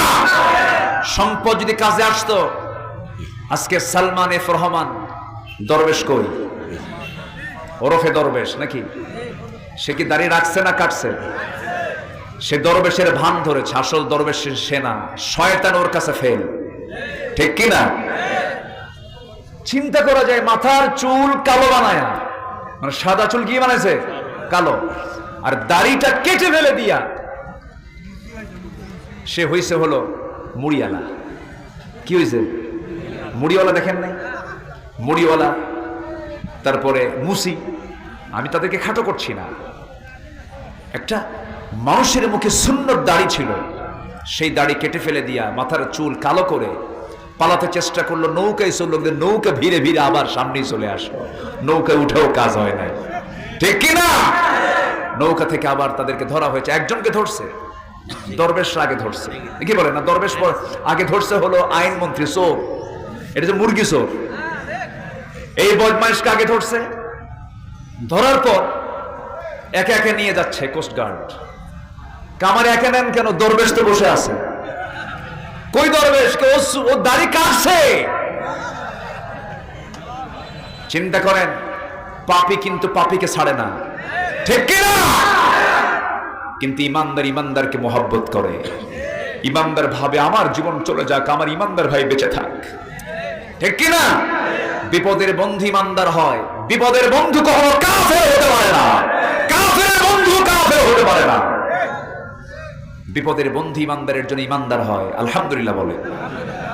একজন দাড়ি কাটলো আর আরেকজন বাঁচার জন্য দাড়ি রাখলো। সিলেটে গিয়ে ধরা খাইল। সিলেটবাসীকে ধন্যবাদ জানাই। এই প্রযুক্তির কল্যাণে সিলেটের কাছে আমার আলোচনা চলে যাবে। সিলেটবাসী একটা কাজ করছে, বিসি আউট। কি ঠিক বোঝেন নাই? ও নিজে বলে বুক ফুলে, আমি সাইদির ফাঁসির রায় দিয়েছি। সে নিজে বলে, অথচ সেই অসভ্য বেয়াদব উগ্র মেজাজি বদমেজাজি শামসুর রহমান মানিক, সে বাঁচার জন্য ঘুষ দিয়া ৬০-৭০ লাখ টাকা হাতে নিয়া সে দেশ থেকে পালাতে চেয়েছিল। সুরতটা ধারণ করেছিল দাড়ি রেখে। একজন পালাতে চাইল কি দাড়ি কেটে, আরেকজন দাড়ি রেখে। একজন হলো প্রধানমন্ত্রীর রাজনৈতিক উপদেষ্টা, অর্থনৈতিক উপদেষ্টা, আর আরেকজন হলো এদেশের সুপ্রিম কোর্ট, হাইকোর্টের একজন বিচারপতি। ইতিহাস থেকে শিক্ষা নাও, ঠিক কিনা? তাহলে ক্ষমতা এবং অর্থ কোনো কাজে আসে? আসতে বলবেন আসে? আসে কি? ঈমান বলেন আসে কি? বলেন আরে আসে কি? বলেন। অতএব যারা এখন ঈমান আনেন নাই, ভালো করে ঈমান আনেন, কালেমা পড়ে মুসলমান হন। যারা ইসলামকে না মেনে দুনিয়ার কোন দল করবে, তাদের ঈমান আনা হয়নি এখনো। আমি কি ভুল বলতেছি? ঈমান ভালো করে আনতে, ইয়া আইয়ুহাল্লাযীনা আমানু আমিনু, ভালো করে ঈমান আনো। এই ওঠে কে? এই যে ধরেন তো, ওনাকে ধরেন, ধরেন, বসেন। না না, পেশাব টেশাব কিছু না এখানে। কিসের গরমের দিন না? আচ্ছা ঠিক আছে। কষ্ট হচ্ছে নাকি আপনাদের? আমি জানি জয়পুরহাটের মানুষ ভদ্র, শান্তশিষ্ট। আমরা দোয়া করে যাব। আমি কি চাই আপনাদের কোনো একটা দুর্নাম দেখে, একটা খারাপ জিনিস দেখে আমি বিদায় হই? আমি কি এটা চাবো? আপনারা এটাকে চান? তো বসেন। আমরা আর যদি ঘন্টাখানেক সময় নেই, আমাকে দেবেন তো নাকি? জোরে বলি ইনশাআল্লাহ, আর জোরে বলি ইনশাআল্লাহ। সম্মানিত ভাইরা, সূরার নাম কি বলেন তো? সূরাতুল ফাতাহ, বিজয়, জয়। ইসলামের জয় হয়েছে কিনা বলেন? এই দেশেও জয় আনতে হবে ইসলামের, জোরে বলি ইনশাআল্লাহ।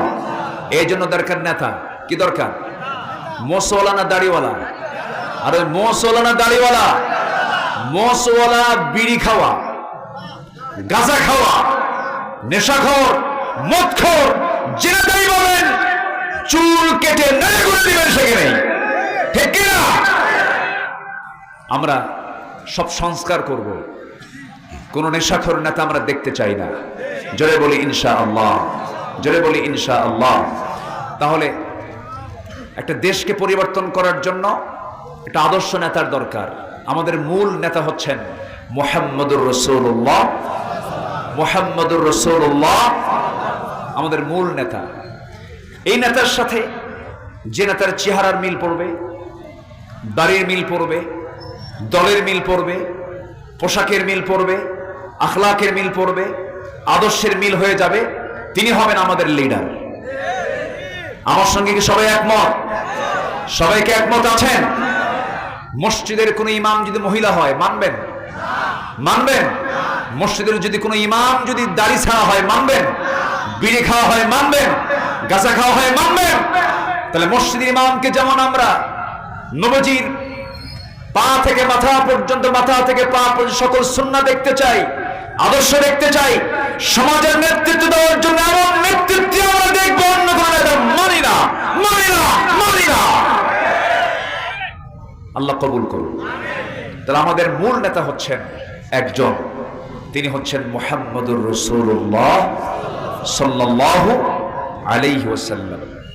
তার শানে আল্লাহ তাআলা সূরা ফাতার শেষে বলা হচ্ছে, আমি রাসূলকে কেন পাঠালাম, রাসূল কেন আসছেন পৃথিবীতে, এটা আমাদের জানার দরকার আছে না নাই? আছে। আসুন কোরআন কি বলছে, আল্লাহ তাআলা তার রাসূলকে কেন পাঠিয়েছেন, কি জন্য পাঠিয়েছেন, উদ্দেশ্য কি? উদ্দেশ্য ছিল একটা, মূল একটা উদ্দেশ্য ছিল। আসুন সে উদ্দেশ্যটা কি, কেন পাঠানো হয়েছে? গোটা কোরআনের ভিতরে রাসূল সম্পর্কে, এই দুনিয়াতে তাকে কেন পাঠানো হয়েছে, মোটামুটি 9টা পয়েন্টে আমি পয়েন্ট আউট করতে চাচ্ছি। 1 নম্বর পয়েন্ট হচ্ছে সেই আয়াত, যে আয়াত থেকে আমি তেলাওয়াত শুরু করেছি। তাহলে এখন বলেন তো, আলোচনা কি শেষ হলো না শুরু হলো? বলেন, শেষ হলো না শুরু হলো? শুরু হলো। আবার ভাববেন না হুজুর তাহলে এতক্ষণ আপনি কি করলেন? না, আলোচনা হচ্ছে, একটু মিলাই দেবো এখন আমরা। আল্লাহ রাব্বুল আলামিন সূরাতুল ফাতাহের বাড়িতে মিলাই নেবেন 28 নম্বর আয়াত, সূরাতুল ফাতাহ কত নম্বর? 28 নম্বর আয়াত। আল্লাহ রাব্বুল আলামিন বলেন, মুরব্বি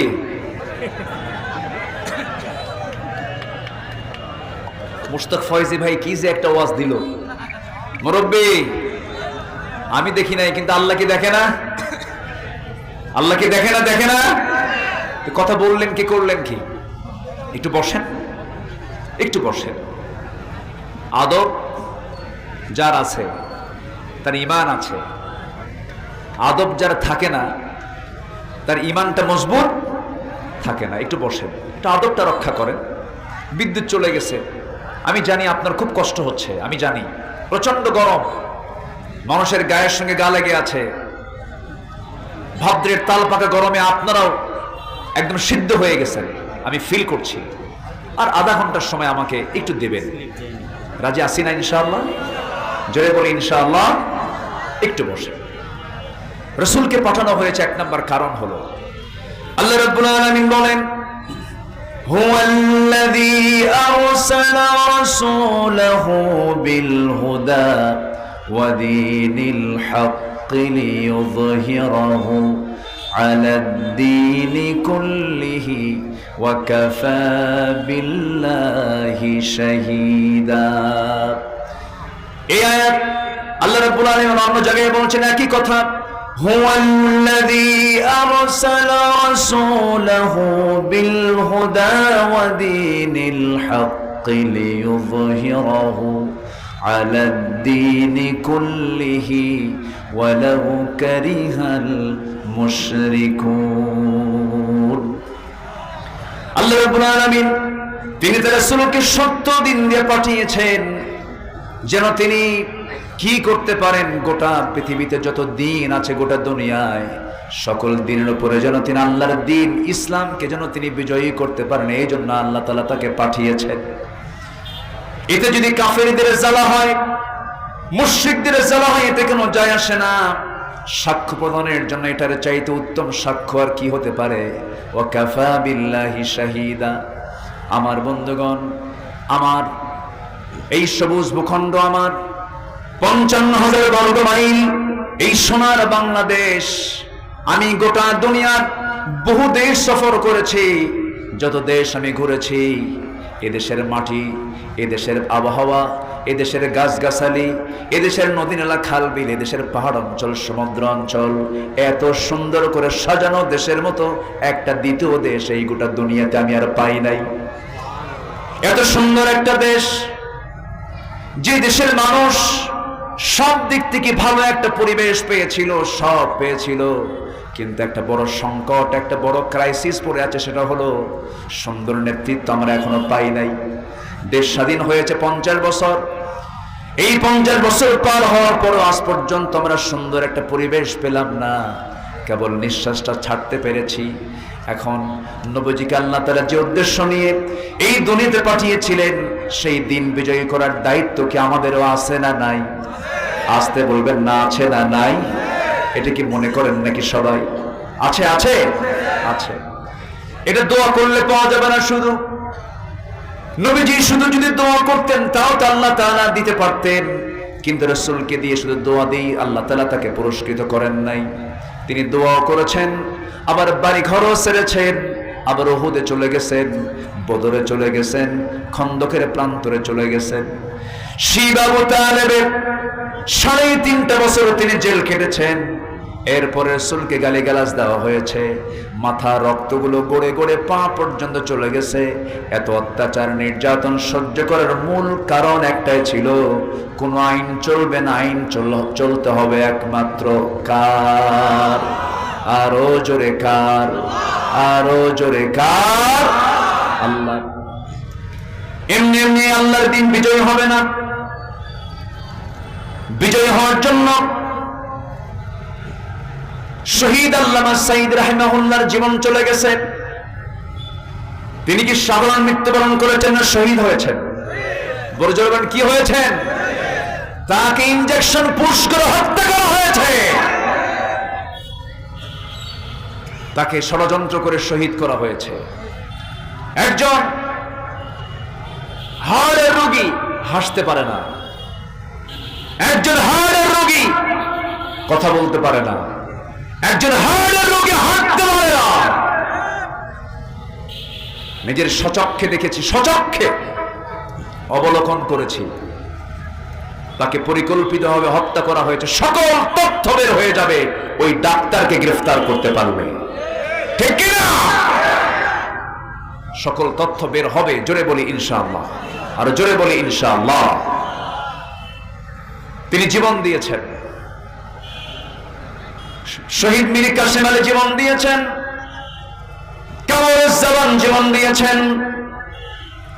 এরকম করে একটা দলের প্রথম কাতারের সকল নেতা, সকল নেতৃবৃন্দকে শহীদ করে দেওয়া হলো, কোনো লাভ হয় নাই। বরং আগুনে ফোঁ দিলে পরে আগুন নিভে যায়, আবার আগুনে ফোঁ দিলে পরে দ্বিগুণ দ্বিগুণ আগুন জ্বলে ওঠে। এটাই হয়েছে আমার বন্ধুগণ। তাহলে 1 নম্বর উদ্দেশ্য হলো, আল্লাহ তাআলা তার রাসূলকে দিনের ব্যাপারে কি কি দায়িত্ব দিয়েছেন। 1 নম্বর হলো, কোন দিন চলবে না কারা দিন ছাড়া। এই দিনকে বিজয়ী করার জন্য আল্লাহ রাব্বুল আলামিন তাকে পাঠিয়েছেন। নাম্বার 2 হলো, মানুষের কাছে আল্লাহর দ্বীনি দাওয়াত পৌঁছে দেওয়ার জন্য আল্লাহ রাব্বুল আলামিন তাকে পাঠিয়েছেন। সূরা মায়েদার 19 নম্বর আয়াত, মা আলার রাসূলি ইল্লাল বালাগ ওয়াল্লাহু ইয়ালামু মা তুবদুনা ওয়া মা তাকতুমুন। নাম্বার 3 হলো, মানুষকে সতর্ক করার জন্য আল্লাহ তাআলা তাকে পাঠিয়েছেন। وأنذر عشيرتك الأقربين নাম্বার 4 হলো মানুষকে রবের দিকে আহ্বান করার জন্য তাকে পাঠানো হয়েছে উদউ ইলা সাবিলি রাব্বিকা বিল হিকমাতি ওয়াল মাউইযাতিল হাসানাহ ওয়াজাদিলহুম বিল্লাতী হিয়া আহসান ইন্না রাব্বাকা হুয়া আ'লামু বিমান দাল্লা আন সাবিলিহি وهو أعلم بالمهتدين নাম্বার 5 হলো উপদেশ দেওয়ার জন্য আল্লাহ রাব্বুল আলামিন তাকে পাঠিয়েছেন আল্লাহ রাব্বুল আলামিন তার ব্যাপারে তাকে অর্ডার দিয়ে বলেছেন ফাযাক্কির ইন্নামা আনতা মুযাক্কির নাম্বার 6 হলো মন গড়া কোনো কথা না বলার জন্য তাকে পাঠানো হয়েছে আমার নবীজি যত জীবনে কথা বলেছেন কার কথা নিজের কথা না কার কথা মন গড়া না আল্লাহর কথা আল্লাহর কথা আল্লাহ তাআলা কি সত্য কথা বলেছেন আল্লাহ রাব্বুল আলামিন তার ব্যাপারে বলেছেন ওয়া মা ইয়ানতিকু আনিল হাওয়া ইন হুয়া ইল্লা ওয়াহয়ুন ইউহা তিনি নবুয়ত প্রাপ্তির পর থেকে শুরু করে নিয়ে 63 বছর 9 ঘন্টা জীবিত ছিলেন শেষ নিঃশ্বাস পর্যন্ত যত কথা বলেছেন প্রত্যেকটা কথার মধ্যে ইঙ্গিত ছিল একমাত্র কার আল্লাহর নাম্বার 7 হলো দিন প্রচারে বল প্রয়োগ না করা আমরা কি হিন্দুদেরকে বলি জোর করে তোমরা ইসলাম কবুল করো আজ থেকে বলি রাসূল বলেছেন তার নিজের চাচা আবু তালেব তিনি কি জোর করতে পারতেন না অনেক কিছু বলতে পারতেন না জোর করেছেন আমার নবীজি নিজের কলিজার টুকরা 2 মেয়েকে বিয়ে দিয়েছিলেন আবু লাহাবের 2 ছেলের সঙ্গে রাসূল বিয়ে দিয়েছিলেন তার 2টা মেয়েকে দিন যখন চলে এলো নবুয়ত যখন পেলেন 2টা মেয়েকে নবীর ঘরে তালাক দিয়ে পাঠায় দেওয়া হলো নবুয়ত প্রাপ্তির পরে ইসলাম তেমন একটি বিধানের নাম ইসলাম আছে সম্পর্ক আছে ইসলাম নাই সম্পর্ক নাই আর ওদের সম্পর্ক দেখেন বিয়ের বাড়ি হলো আমেরিকা বিয়ের বাড়ি কোথায় দেশকে খুব ভালোবাসে আরেক বিয়ের বাড়ি হলো ইংল্যান্ড এক বিয়ে ইহুদি আরেক বিয়ে হলো নাসারা আল্লাহ তাআলা বলেন এই পৃথিবীতে মুসলমানদের সবচাইতে বড় দুশমন হলো ইহুদি আর নাসারা আর আত্মীয়তা করার কোনো জায়গা পায় নাই আত্মীয়তা পাইছে হলো আমেরিকা আত্মীয়তা পাইছে হলো ইউরোপ এই হচ্ছে তাদের দেশের প্রতি প্রেম দেশের প্রতি ভালোবাসা 18 কোটি মানুষ এর মধ্যে আর কোনো মহিলা খুঁজে পায় নাই চলে গেছে সেই 7 সাগর 13 নদী পাড়ি দিয়া কোথায় গেছে আমেরিকা যাও গেছই যখন বিয়েই বাড়ি থাকো কি ঠিক কি না আল্লামা সাঈদীর কথাগুলো আজকে অক্ষর অক্ষরে মিলে যাচ্ছে এদিকে গোড়ায় ঝাঁকি মারবো দিল্লিতে গিয়ে পড়বা ঠিক কি না সব মিলে গেছে এমন একটা সময় আসবে একটি দূরের গর্ত খুঁজে পাবা না তিনি যে দেশের কি ব্যাপার তিনি যে দেশের অগণন মানুষের একজন আধ্যাত্মিক লিডার ছিলেন এতে চুল পরিমাণ কোনো সন্দেহ না তিনি যা বলেছেন আল্লাহর ওলিদের মাঝে ফালহামাহা ফুজুরাহা ওয়া তাকওয়াহা ইলহামটা কে দিয়ে দেন ওলিদের কারামত মিথ্যা না সত্য কারামত মিথ্যা না সত্য সত্য তবে মাঝে মাঝে খুব একটা জিনিস খুব মানে খারাপ লাগে আজকে যদি আল্লামা সাঈদী যদি বেঁচে থাকতেন গোটা পৃথিবীর ইতিহাসে আমি কোন ইতিহাস পাইনি এমন একজন ব্যক্তির শুধু ফাঁসির রায় হয়েছে সেই ফাঁসির রায়কে কেন্দ্র করে শত শত মুসলমান বুকের তাজা প্রাণ ঢেলে দেওয়ার ইতিহাস নিকটবর্তী 200-300 বছর আমি যতটুকু ইতিহাস পড়েছি নিকটবর্তী কোনো ইতিহাসে এমন কোনো রেকর্ডই নাই আল্লাহু আকবার বলেন সম্মানিত ভাইয়েরা তাহলে দিন প্রচারে কোনো কি জোর প্রয়োগ করা যাবে আল্লামা সাঈদী এমন একটা এলাকার এমপি ছিলেন যে এলাকার অধিকাংশ ভোটার মুসলিম না হিন্দু মুসলিম না হিন্দু হিন্দু তার সাক্ষীও ছিল কি? হিন্দু, কিন্তু নবীর কি বলে আমাদের আল্লামা সাইদের বিপক্ষে না পক্ষে? পক্ষে। নদী সাঁতরায়া 9 মাসের পেটে বাচ্চা রেখে, 9 মাসের বাচ্চা পেটে আছে, সেই বাচ্চাকে পেটে ধারণ করে নদী সাঁতরায়া এই আল্লাহর পক্ষে তারা ভোট দিয়েছে। তাকে বলা হয়েছে ধর্মান্তরিত করার অভিযোগ তার বিরুদ্ধে লেপন করা হয়েছে, তোকমা লাগিয়ে দেওয়া হয়েছে। কিন্তু ইসলাম কখনো এই কনসেপ্টকে কখনো গ্রহণ করে না। আমার নবীজির নিজ ঘরের আপন চাচাকে কখনো তিনি জোর প্রয়োগ করেননি, বলেননি। কারণ দিন তো জোর করে গ্রহণ করা যাবে না, দিন জোর প্রয়োগের কোনো কিছু নয়। দিল থেকে যার ভালো লাগবে সে কালিমা পড়ে মুসলমান হয়ে যাবে। আল্লাহর মেহেরবানি, এই কথা আমি এই 20 বছরে কোনোদিন বলতে পারি নাই। আজ পর্যন্ত আমার যতটুকু হিসাব আছে, আল্লাহ তাআলা এই অধমের হাতে 39 জন বিধর্মী কালেমা পড়ে মুসলমান হয়েছে। সত্য প্রকাশ করতে পারিনি।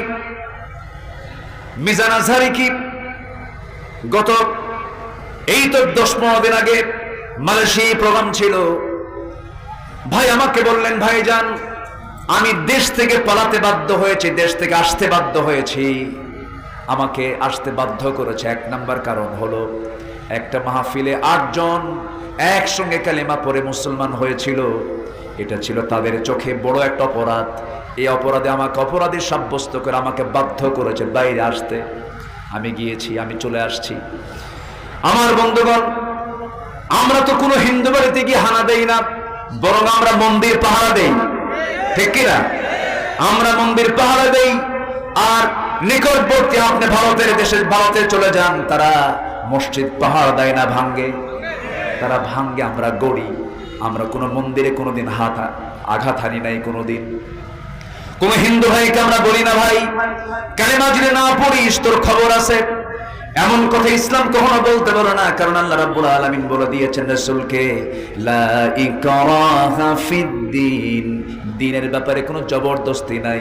রাসূল যখন চাচাকে বললেন, চাচা আপনি কালেমাটা পড়েন, জেল তো আমার সঙ্গে খাটলেন। আবু তালেব বলে, মুহাম্মদ শোনো, হাসবুনা মা ওয়াজাদনা আলাইহি আবাআনা, আমাদের জন্য যথেষ্ট। আমার বাপ দাদা যা কিছু রেখে গেছে এর বাইরে যাব না। আমার বাপ আমার দাদা যা করে গেছে এর বাইরে যাব না। রাসূল কিচ্ছু বললেন না। মারা যাবেন, মারা যাওয়ার আগ দিয়ে যখন নবীর কানে সংবাদ চলে আসলো চাচা অসুস্থ, অসুস্থর পাশে গিয়ে, চাচার পাশে গিয়া শিওরে বসলেন। মাথা থেকে পা পর্যন্ত হাত বুলাইয়া দিলেন। হাত বুলাইয়া দিয়া দিয়া আদর করে করে বলছে, চাচা ভাষা শিখালেন, কথা শিখালেন, ব্যবসা শিখালেন, আমাকে বিয়ে করালেন, আমাকে সবকিছু আপনি আমাকে আগলায় দিলেন। জন্মের পূর্বে বাপ হারাইছি, জন্মের পরে মা হারাইছি, 8 বছরে দাদা হারাইছি। ওই যে আপনি পিতার ভূমিকা পালন করে আজ পর্যন্ত যে কষ্টগুলো আমার জন্য করে গেলেন, পুরো কালেমাও পড়া লাগবে না, একটাবার শুধু বলবেন লা ইলাহা ইল্লাল্লাহ মুহাম্মদ সাল্লাল্লাহু আলাইহি ওয়াসাল্লাম বলার দরকার নাই। লা ইলাহা ইল্লাল্লাহ এতটুকু আপনি বলেন, আমি আপনার জন্য নিজে রাসূল আপনার জন্য বেহেশতের জামিন হয়ে যাব। শুধু একটা বার বলেন। আমার নবীজির সবচেয়ে বড় আফসোস হয়েছিল সেদিন। সানাজুল তাই বলে, আমার নবীজির চোখের পানি দিয়ে দাড়িগুলো বেঁধে যাচ্ছিল। আবু তালেব কি করেন নাই? অনেক সাহাবিয়া অবদান রাখতে পারেন নাই যে অবদান আবু তালেব রেখেছিলেন। নবীজি আঘাতপ্রাপ্ত হন, আবু তালেব সামনে দাঁড়ায় বলে, আবু জাহেল আমার চোখের সামনে মুহাম্মাদের একটা চুল তুই ক্ষতি করবে, একটা চুলের আঘাত করবে, আমি তোকে ছাড়বো না। তাকে ডান থেকে বাম থেকে সব দিক থেকে রাসূলকে পাহারা দিয়েছে যে লোকটা, তার নাম হচ্ছে আবু তালেব। নিজের চোখে রাসূলের অনেক আশ্চর্য ঘটনাও দেখেছে। এ আবু তালেব আমার নবীজি জন্ম নিয়েছেন। জন্ম নেওয়ার পর মার চোখে আনন্দ থাকার কথা, কিন্তু মার চোখে কোনো আনন্দ নাই। কেন আনন্দ নাই? স্বামী নাই। স্বামী ছাড়া সন্তান তিনি পেটে ধারণ করেছেন, স্বামী আগেই চলে গেছে, সন্তান চলে আসলো। সন্তানটা আসার পর একজন মার কাছে সবচেয়ে বড় প্রত্যাশার জায়গা হলো তার স্বামীর কোলে সন্তানকে উঠায় দেওয়া। স্বামী দুনিয়া থেকে আগেই বিদায় নিয়ে নিয়েছে। সন্তান যতবার দেখে মা আমেনার চোখের পানি ফুরায় না, হাউমাউ করে কান্দে। সন্তান করে নিতে পারেন না। গভীরা চাঁদনিরা সন্তানকে চাঁদনি আকাশের নিচে চাঁদনি রাতে শোয়া রেখেছেন। আমেনা সন্তানের কাছে গেলে পরে হাওমা করে কান্দেন। আবু তালেব একদিন বলতেছে, মুহাম্মদ তুমি তো আল্লাহর নবী হয়ে গেছো, একটা কথা বলি তোমাকে। কি কথা চাচা আপনি বলেন? তুমি যখন জন্ম নাও 2 থেকে 3 দিন বয়স, তোমার মা তোমার কাছে থাকে না, তোমাকে দেখলে হাওমা করে কান্দে, তোমাকে একা চাঁদনি আকাশের নিচে শোয়া রেখেছে, তোমার পাশে কেউ নাই, তুমি হাত পা নড়াচড়া করছো, আমি নিজের স্বচক্ষে আমি নিজের চোখে দেখতে পেলাম। তুমি তোমার ডান হাতটা যখন বাম দিকে নাও, চাঁদটা তোমার হাতের সঙ্গে বাম দিকে আসে, আবার যখন তোমার হাতটা যখন আবার ডান দিকে নাও, চাঁদটা ডান দিকে যায়, আবার 2 হাতটা যখন টেনে টেনে নিচের দিকে নিয়ে আসো, চাঁদটাও তোমার চোখের কাছাকাছি চলে আসে। এই যে চাঁদটা ডানে যায়, চাঁদটা বামে যায়, নিচের দিকে চলে আসে, কাছাকাছি চলে আসে, এটা কি সত্য দেখছি না মিথ্যা দেখছি? রাসূল বলেন, চাচা জন্মের পূর্বে আমার বাপ মারা গেছে, আমার আব্বা দুনিয়া থেকে আগেই বিদায় নিয়েছেন, আমার মা যখন আমাকে ভূমিষ্ঠ করলেন, আমার মা আমাকে কোলে নিতে গেলেই হাওমা করে কান্দেন, স্বামীর কথা মনে হয়ে যায়। এই জন্য আমাকে সময় দেবে কে, আমাকে টাইম দেবে কে? আমি একাকি রাত্রিতে শুয়ে আছি, আল্লাহ রাব্বুল আলামিন সে রাতের বেলা আকাশের চাঁদটাকে আমার জন্য খেলনা বানায় দিয়েছিলে। আমার বন্ধুগণ, সেই রাসূলকে আদর করে করে আবু তালেব বড় করলেন, রাসূল নবুয়ত পেলেন, তার সঙ্গে জেলও খাটলেন। এত ত্যাগ, এত কুরবানি স্বীকার করার পরেও আবু তালেব দুনিয়া থেকে বেঈমান হয়ে দুনিয়া থেকে বিদায় নিয়েছেন। রাসূল তাকে জোর করেন নাই, কারণ হেদায়েতের মালিককে, আসতে বলবেন হেদায়েতের মালিককে, হেদায়েতের মালিককে, হেদায়েতের মালিক আল্লাহ। তার আরো বড় প্রমাণ আছে। একজন নবীর বউ কাফের, একজন নবীর সন্তান কাফের, একজন নবীর বাবা পর্যন্ত মুশরিক, আছে না নাই? এগুলো নিয়ে টেনশন করা যাবে না। হেদায়েত চাইতে হবে কার কাছে? আল্লাহর কাছে। কোন সংখ্যালঘুর শব্দ আমরা শুনতে চাই না। আমিরে জামাত বলেছেন, এদেশের অন্যতম ইসলামী সংগঠন জামাত ইসলামীর আমিরে জামাত বলেছেন, সংখ্যালঘুর শব্দকে আমরা বাদ দিয়ে দেব। এই দেশে যে জন্ম হয়েছে সেই বাংলাদেশের নাগরিক, সবার সমান অধিকার, ঠিক কিনা? হিন্দু ভাইরা, ইসলাম যদি প্রতিষ্ঠিত হয়, এই দেশে সবচাইতে বড় নিরাপত্তা হলো অন্য ধর্মের মানুষগুলো, ঠিক কিনা? অন্য ধর্মের মানুষরা সবচেয়ে বেশি নিরাপত্তা পাবে। কোনো টেনশন আপনারা করবেন না। ইসলাম আপনাকে কখনো আঘাত দেবে না। ইসলাম আঘাত দেওয়াতে বিশ্বাসী নয়। আমার নবীজি শেষ পর্যন্ত বলে ফেললেন, চাচা একটু কালেমা কি পড়া যায় না? বলল, মুহাম্মদ আমারে কইও না, আমার কপালে হেদায়েত নাই। আমার নবীজি হাতটা গুটায় নিলেন, ইন্নাকা লান তাহদিনি মান আহবাবতা, হে রাসূল আপনি যাকে ভালোবাসবেন আপনি তাকে হেদায়েত দিতে পারবেন না। হেদায়েতের চাবি কার হাতে? ইহদিনাস সিরাতাল মুস্তাকিম। আমার নবীজি হাত গুটায় নিলেন। আবু তালেবের ইন্তেকাল হয়ে গেল। এখন প্রশ্ন হলো, দেখেন আবু তালেবের ভাতিজা হচ্ছেন মুহাম্মদ সাল্লাল্লাহু, আবু তালেবের ছেলে হচ্ছেন সাইয়্যিদনা আলী রাদিয়াল্লাহু তাআলা আনহু, আবু তালেবের আরেকটা ছেলে হচ্ছেন জাফর বিন আবু তালিব রাদিয়াল্লাহু তাআলা আনহু। জাফর বিন আবু তালেবের বাবা হয়েও লাভ নাই, সাইয়্যিদনা আলীর বাবা হয়েও লাভ নাই, আবার ওইদিকে বিশ্বনবীর আপন চাচা হয়েও লাভ নাই, কারণ তার মধ্যে কি নাই? ঈমানটা নাই। আমার ভাইয়েরা, এই জন্য বলি সবচাইতে বড় সম্পদ হলো ঈমান। ঈমানদার নেতা আমরা খুঁজবো, ঈমানদারদের সঙ্গে আমরা থাকবো। ওকুনু মা'আস সাদিকিন, সাদিকদের সঙ্গে থাকবো, সত্যবাদীর সঙ্গে চলাফেরা করব। বাম রাম, অত্যাচারী, জালেম, শোষক, চোর, ডাকাতদের সঙ্গে আমাদের কোনো সম্পর্ক থাকতে পারে? যারাই চাঁদাবাজি করবে হাত কেটে দিতে হবে, ঠিক কিনা? যারাই সন্ত্রাসীগিরি করবে আইনের হাতে তুলে দিতে হবে। আমরা সতর্ক থাকবো। জোরে বলি ইনশাআল্লাহ। রাসূল দিন প্রচারে কোনোদিন জোর প্রয়োগ করেননি। নাম্বার 8 হলো মানব জাতির মুক্তির দিশা দেখানো। মানব জাতিকে মুক্তির দিশা দেখানোর জন্যই রাসূলকে হাদি করে, রাসূলকে নবী করে, দূত করে পাঠিয়েছেন কে? আসতে বলবেন না কে? এক রাসূল না অসংখ্য রাসূল? বলেন এক রাসূল না, আল্লাহ তাআলা শুধু এক রাসূলকে পাঠিয়েছেন। বলেন এক রাসূল, লক্ষাধিক পয়গম্বর, 1,24,000 মতান্তরে বলে।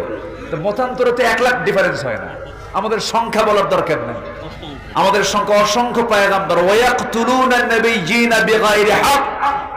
এক কথা আল্লাহ তাআলা লিকুল্লি কওমিন হাদ, এমন কোন কওম নাই যে কওমের জন্য আল্লাহ তাআলা নবী পাঠান নাই। আল্লাহু আকবার বলেন। প্রত্যেকটা কওমের জন্য নবী পাঠিয়েছেন তিনি কে? আল্লাহ তাআলা। সকলের জন্য নবী পাঠিয়েছেন, কিন্তু সকল পয়গম্বর ছিলেন হলো আঞ্চলিক নবী। কি নবী বলেন? কওমের নবী। আর আমার নবী কি আঞ্চলিক না বিশ্ব? বলেন আঞ্চলিক না বিশ্ব? আচ্ছা, সকল উম্মত ছিল আঞ্চলিক উম্মত কি, আর আমরা হলাম কি বিশ্ব উম্মত, বিশ্ব নবীর উম্মত আমরা। তাহলে আমাদের ডিগ্রি কি কম না বেশি? আমাদের নবীর ডিগ্রি কম না বেশি? আমাদের কোরআনের ডিগ্রি কম না বেশি? বেশি। তাহলে সব দিক থেকে যদি বেশি হয়, আমাদের সম্মানটাও কম হওয়ার কথা না বেশি হওয়ার কথা? সাইয়েদনা মুসা আলাইহিস সালাতু ওয়াস সালাম মাঝে মাঝে বলতেন, আল্লাহ আমার নবী না বানায়া শেষ নবীর যদি পয়গম্বর, শেষ নবীর যদি উম্মত করে বানাতে আমি নিজেকে ধন্য মনে করতাম। আল্লাহু আকবার। বিশাল ব্যাপার। অতএব সেই বিশ্ব নবীর উম্মত আমরা হতে পেরেছি। আমাদের চ্যালেঞ্জ সামনে একটাই, সেটা হলো কোন আইন মানি না আল্লাহর আইন ছাড়া। এক কথায় আমাদের একটা কথাই সিদ্ধান্ত চূড়ান্ত করতে হবে, যে নেতা কোরআন নিয়ে থাকবে সেই নেতাই হবে আমার নেতা। যে নেতার সাথে কোরআন নাই, মুখে থুতু মারবো, জুতা মারবো আমরা। রাজি আছেন কারা কারা? হাত উঁচু করে দেখা।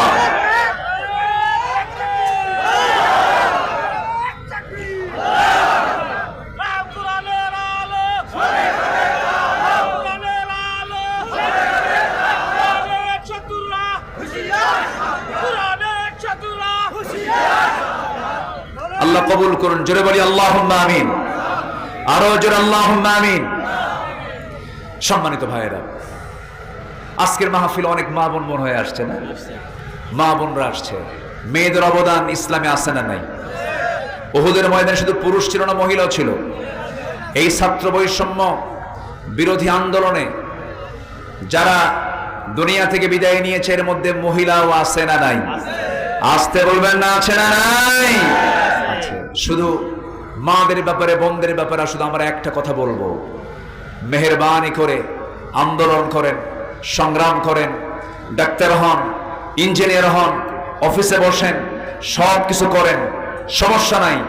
শুধু একটা অনুরোধ আপনাদের কাছে, ছাত্রী সমাজ যারা আছেন, ইউনিভার্সিটিতে যারা পড়াশোনা করছেন, আপনি কেন ডাক্তার হবেন না? পর্দাশীলা মহিলার পেটের অপারেশন করার জন্য পুরুষ ডাক্তার দরকার না মহিলা ডাক্তার দরকার? মহিলারা ডাক্তার হবে, ইঞ্জিনিয়ার হবে, তারা বড় বড় জ্ঞানী হবে, প্রফেসর হবে, তারা শিক্ষিত হবে, কোনো বাধা ইসলামে নাই। কিন্তু মা, দয়া করে কপালে টিপটা না দিয়া, মাথার চুলটা না দেখায়া, সৌন্দর্যটাকে স্বামী ছাড়া অন্য কারোর সামনে ডিসপ্লে না করে, একটু বোরকাটা পরে, পর্দার পোশাক পরে শালীন হয়ে চলাফেরা করুন। এই দেশের কোটি কোটি নারীরা অনায়াসে আল্লাহর জান্নাতে চলে যাবে। আল্লাহ কাউকে বাধা দেবেন না। আমার দেশের মারা অন্য দেশের মহিলাদের চেয়ে অনেক ভালো, অনেক ভালো। ঘুরেছি তো, গোটা পৃথিবীর অনেক জায়গায় ঘুরেছি। আমার দেশের মায়েরা, এদের কাছে ইসলাম বোঝানো, ইসলাম পৌঁছানো খুবই সহজ। কিন্তু এদেশের কিছু ঘাপটি মার্কা, কিছু বদমাইশ নেতৃত্বের জন্য এটা সবচাইতে বড় দায়ী। ঠিক কিনা বলেন? গান বাজনা করানোর জন্য কিছু অভিভাবক আছে, নিজের মেয়েকে মঞ্চে তুলে দেয়, তুই নাচ। জয়পুরহাটে মনে হয় নাই? বিচিত্র অনুষ্ঠানের নামে হাই স্কুলে কিছু অনুষ্ঠান করা হয়, নাচা হয়, অশ্লীল নৃত্য পরিবেশন করা হয়। আমরা প্রশাসনকে, আমরা আইন মন্ত্রণালয়ের দায়িত্বে যারা আছেন, তাদেরকে বলবো, আমার মা বোনদের ইজ্জতের দাম আছে না নাই? আমার মার অশ্লীল দৃশ্য, পেট বের করা, পিঠ বের করা, চুল বের করা, এমন নোংরা দৃশ্য আমরা আর দেখতে চাই না। কি ব্যাপার? বিদ্যুৎ আসছে? যে বিদ্যুৎ আসছে, আবার বিদ্যুৎ যায়, এটা তো পূর্বের সরকারের বৈশিষ্ট্য। এখন এটা যদি আমাদের এখনো হয়, কেবল শুরু হলো তো, এখন শিশু তো, বাচ্চার বয়স কয় মাস? হয়নি তো 1 মাস, একদিন শর্ট আছে। তো বাচ্চার বয়স যদি 1 মাসই না হয়, ও তো দুধ খাইতে হয় কেমনে তাও তো জানে না। একটু সময় দেন। তারা যা খাইছে 18 লক্ষ কোটি টাকা ঋণ আর 11 লক্ষ কোটি টাকা দেশ থেকে পাচার। এটা কি পুকুর চুরি না সাগর চুরি? এক সাগর না 7 সাগর? সাবাত আবুহুর সব চুরি করে নিয়ে চলে গেছে। ওরা জানে আমরা আর কোনোদিন বাংলার জমিনে ঠাঁই পাবো না। একেবারে খাইছে, যা নিয়ে গেছে তা দিয়া 500টা পদ্মা সেতু হতো, শত শত মেট্রো রেল হতো। এই দেশের কাঠামোগত উন্নয়নের জন্য যা বাজেট লাগতো তার চাইতে ডাবল ডাবল তারা লুটপাট করে নিয়ে চলে গেছে। সব নিয়ে চলে গেছে, কিন্তু নিয়ে গেলে হবে কি? আমরা নিয়ে যেতে দেব না, আমরা সব বের করে আনবো। জোরে বলি ইনশাআল্লাহ, আরো জোরে বলি ইনশাআল্লাহ। এই জন্য একতাবদ্ধ হওয়ার দরকার আছে না নাই? কার দাড়ি ছোট, কার দাড়ি বড়, কার দাড়ি আছে, কার দাড়ি নাই, কার মাথার টুপি লম্বা, কার মাথার টুপি গোল, কার জালি টুপি, কার ভরা টুপি, কে ফালা পাঞ্জাবি, কে জুব্বা, কে পায়জামা, কে প্যান্ট, কে কম দারবার, কে নাভিতে হাত বাঁধে, কে বুকে হাত বাঁধে, কে আমিন আসতে বলে, কে আমিন জোরে বলে, এগুলো দেখার সময় এখন নাই আমাদের। কোন দরবারের ধোঁয়া দিবেন না, কোরআনকে সামনে রেখে। কোরআন কয়টা? আল্লাহ কয়জন? নবী আমার একজন, আমাদের নবী এক, আমাদের আল্লাহ এক, আমাদের কিতাব এক। সকল দ্বন্দ্ব ভেদাভেদ ভুলে গিয়ে কোরআনকে যারা পার্লামেন্টে দেখতে চান, ছোটখাটো সমস্ত মতনৈক্যের দিকে না তাকায়া ইখতিলাফ মাল ইত্তেহাদ কায়েম করে এই বাংলার জমিন আল্লাহর দ্বীন কায়েমের জন্য সর্বাত্মক মাঠে ময়দানে সবাইকে কাজ করতে রাজি আছেন? রাজি আছেন? কোন কোন বীর জওয়ানরা হাত উঁচু করে দেখা।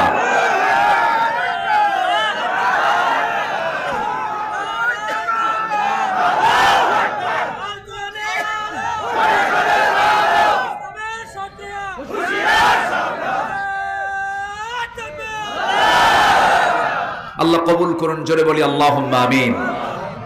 সম্মানিত ভাইয়েরা, সম্মানিত বন্ধুগণ, এখান থেকে বাড়ি যাওয়ার পর গুরুত্বপূর্ণ একটা নামাজ আছে। সেই নামাজের নাম কি? আলহামদুলিল্লাহ। আলহামদুলিল্লাহ। বাংলাদেশের ইতিহাসে একটা ইউনিয়নে 3টা কামিল মাদ্রাসা। কোন জেলা? বুঝলাম না, ছাত্রের চাইতে মাদ্রাসা বেশি। হ্যাঁ, আর ইউনিয়নের নাম কি? মুম্বাই। বম্বু। এই মুখস্থ করতে হতে 3 যুগ লাগবে। হানাইলকের মধ্যে তাই? আচ্ছা, আলহামদুলিল্লাহ। 1918 সালে এই মাদ্রাসা প্রতিষ্ঠা পায়। এক ইউনিয়নে, গোটা বাংলাদেশের কোথাও এই রেকর্ডটা নাই। 3টা কামিল মাদ্রাসা এবং 3টাই চালু এবং 3টা যথেষ্ট সুনাম নিয়ে এই 3টা মাদ্রাসাই চলছে। বলি আলহামদুলিল্লাহ। রেজাউল করিম ভাই কোন মাদ্রাসা? হানাইল ছিল, এখন মনে হয় ট্রান্সফার হয়ে অন্য জায়গায় চলে গেছে। জি আলহামদুলিল্লাহ। তাহলে তো আলেমের এলাকা। আমি ভাঙ্গাচুরা কিছু কুইসা আল্লাহ জানে, ভুল হইলে মাফ করে দিয়ে। সম্মানিত ভাইয়েরা, তাহলে তাহাজ্জুদ নামাজ, 2টো পানি, মানে ওই অশ্রু কখনো জাহান্নামে যাবে না। এক অশ্রু হলো আল্লাহর ভয়ে কাঁদা, আল্লাহর ভয়ে কাঁদা। আরেকটা অশ্রু হলো দেশ রক্ষায় সীমান্ত পাহারা দেওয়া। আলহামদুলিল্লাহ বলবেন না? তাহলে বিজিবিদের দাম আছে না নাই? অবশ্যই আছে। তারা যদি দেশকে আমানত মনে করে, তারা যদি সীমান্ত পাহারা দেয়, ওই চোখ কখনো জাহান্নামে যাবে না। তাহলে তাহাজ্জুদটা আমরা পড়বো না ইনশাআল্লাহ? এখন কি তাহাজ্জুদের সময় হয়ে গেছে না? হয়ে গেছে। বাড়িতে গিয়ে উজু বানাবো। ওয়াজ শোনার শর্ত কি উজু করা? আসতে কয় না, উত্তম। উজুর উপরে থাকলে ভালো। আমার রাসূল মেরাজে গেলেন, জান্নাতে ঢুকে কাউকে পাচ্ছেন না। হঠাৎ করে বেলালের আওয়াজ তার কানে চলে আসলো। বেলাল, সাইয়েদনা বেলাল, ধলা না কালো? শুধু কালো না, ঘন কালো, চুলও কালো, চেহারাও কালো, শুধু দাঁত শুধু সাদা, খালি চকমকা করে দাঁত, চেহারার কোনো সৌন্দর্য নাই। সাহাবীরা মাঝে মাঝে বলতেন কালো পাহাড় আসে। কি পাহাড়? কালো পাহাড়। রাসূল বললেন, এই সাহাবীরা, আমার বেলালকে কালো পাহাড় বলো না, তোমরা কি জানো আমি হলাম ইমাম আর আমার বেলাল হলো মুয়াজ্জিন। জোরে কান সুবহানাল্লাহ। কে বলেছেন নেলসন ম্যান্ডেলা বড়বাদী বৈষম্যের নেতা? আমার নবীজি ইমামের দায়িত্ব পালন করলেন, তার মুয়াজ্জিন বানালেন কালো বেলালকে। ওয়াজআলনাকুম শুউবা ওয়া ক্বাবাইলা লিতাআরাফু ইন্না আক্রামাকুম ইনদাল্লাহি আতকাকুম। আল্লাহু আকবার। আমার নবীজি সাইয়েদনা বেলালকে সম্মান দিলেন। রাসূল জান্নাতের মধ্যে তার আওয়াজ শুনতে পাচ্ছেন, দুনিয়াতে এসে বলেন, বেলাল তুমি দুনিয়াতে কিন্তু তুমি জান্নাতে ঘুরলা কেমনে? তোমার আওয়াজ পেলাম পায়ে হাঁটার, তুমি কি আমল করো বলো তো?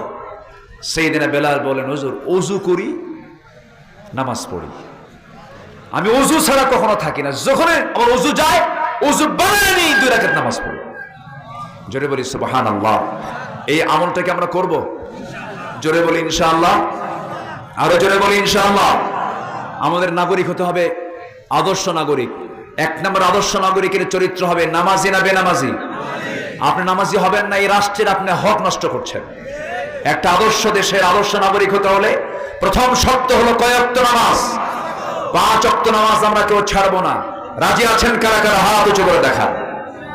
জোরে বলি ইয়া আল্লাহ। আমাদেরকে 5 ওয়াক্ত সালাত আদায় করার তৌফিক তুমি আল্লাহ দিয়া দাও। জোরে বলি আমিন, আরো জোরে আমিন, আরো জোরে আমিন।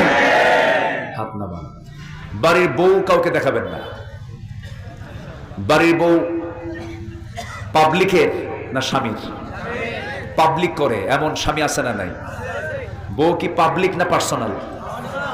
বউয়ের ছবি সুন্দর করে তোলে, ফেসবুকে দিয়া আপলোড করে, লেখে স্ট্যাটাস, প্রিয় বন্ধুরা আসুন আমার বউটাকে সবাই মিলে জামাতের সাথে দেখি। জোরে কর নাউযুবিল্লাহ। আসতে বলবেন না, আছে না নাই বলেন তো? বউকে জামাতের সঙ্গে দেখা যায়?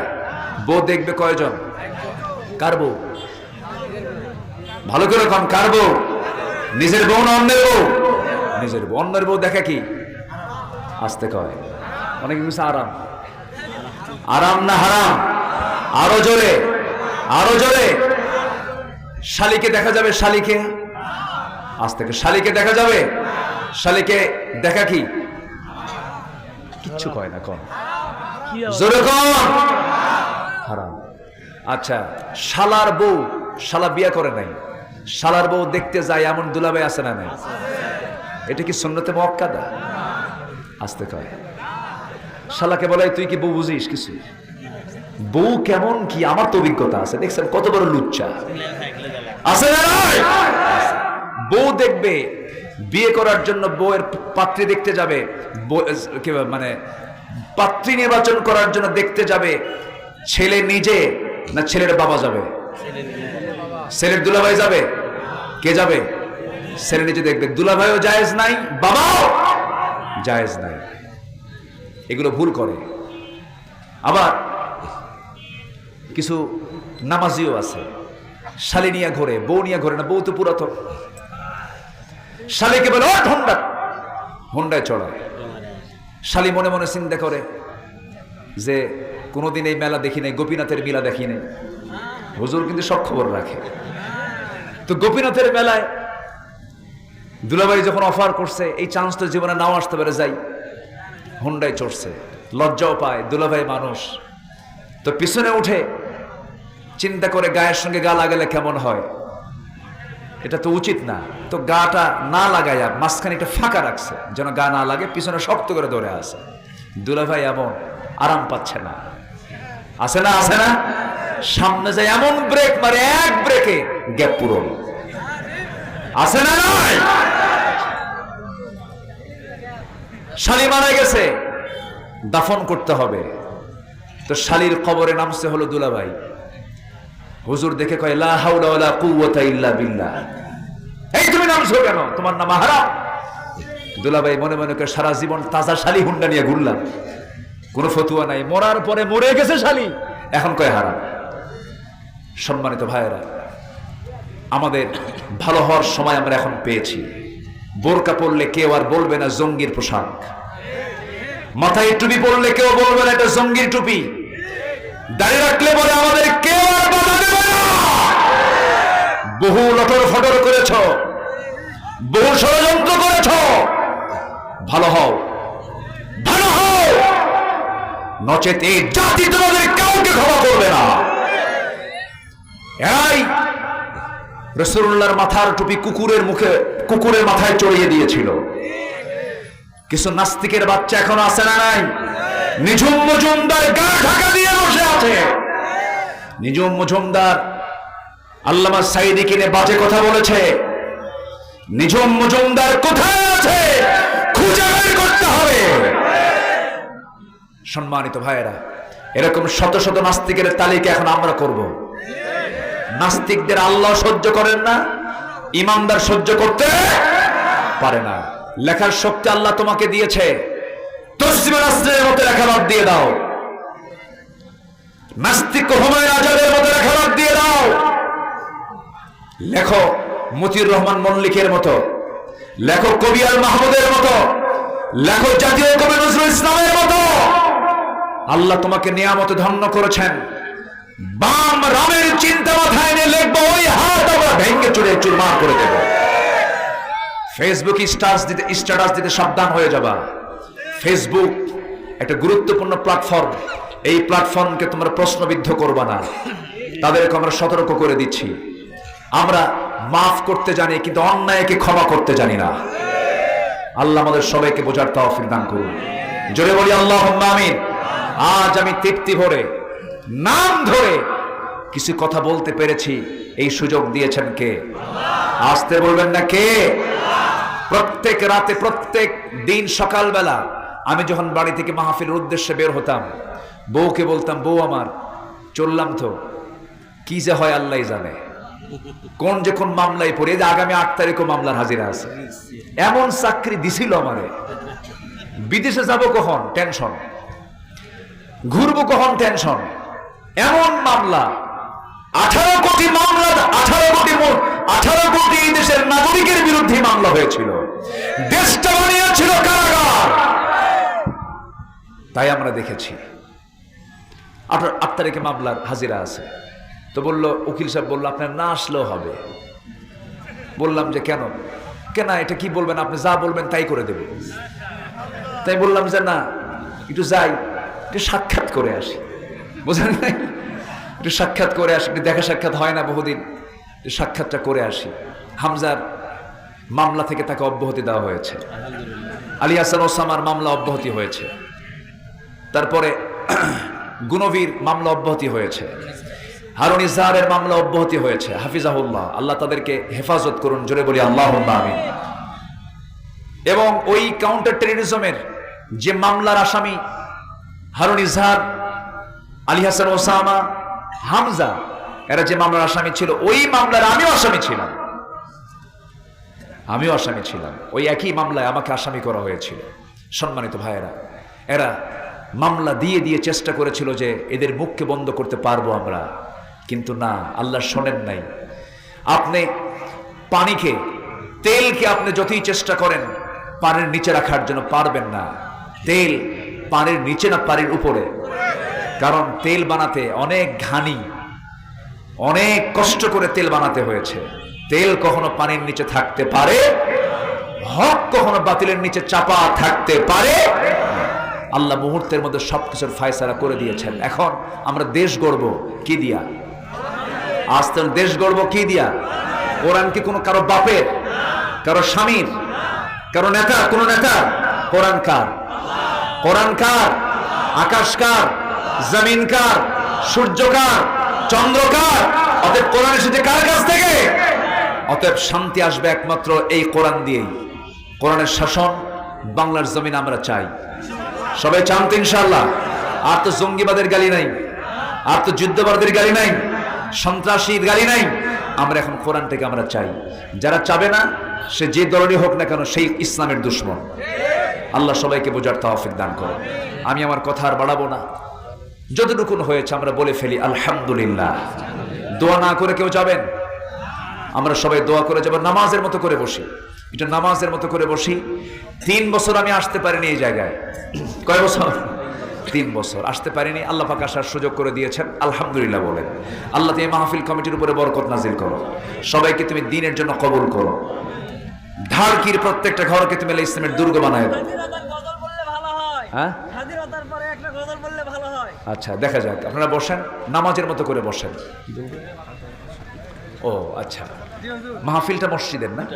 জি, মাহফিলটা মসজিদের।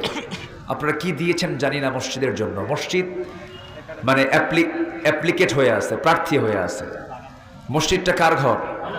তা মসজিদ যদি প্রার্থী হয় কিছু চাওয়ার জন্য, মসজিদ কমিটি চাচ্ছে তার বাড়ির জন্য না আল্লাহর ঘরের জন্য? আল্লাহর ঘরের জন্য। সবাই কি দিয়েছেন কম বেশি? আওয়াজ কিন্তু কম। সবাই কি দিয়েছেন? 1000 টাকা না 2 টাকা? 1000 টাকা দিয়েছেন তো? আচ্ছা, কম কম দিয়েছেন আমার মনে হয়, মানে বেশি ভরে নাই। তা আমি সবার কাছে একটু উদাত্ত আহ্বান জানাবো, আল্লাহর ঘরের জন্য আমরা দিল থেকে সবাই দেব। জোরে বলি ইনশাআল্লাহ।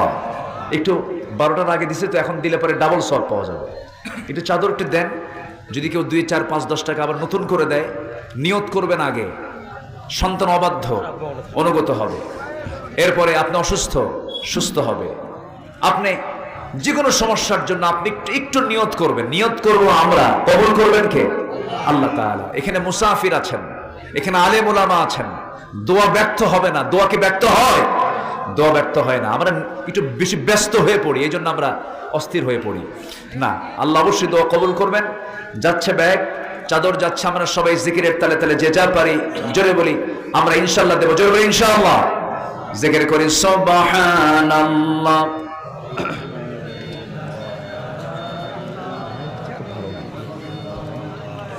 আরো জোরে সুবহানাল্লাহ আলহামদুলিল্লাহ।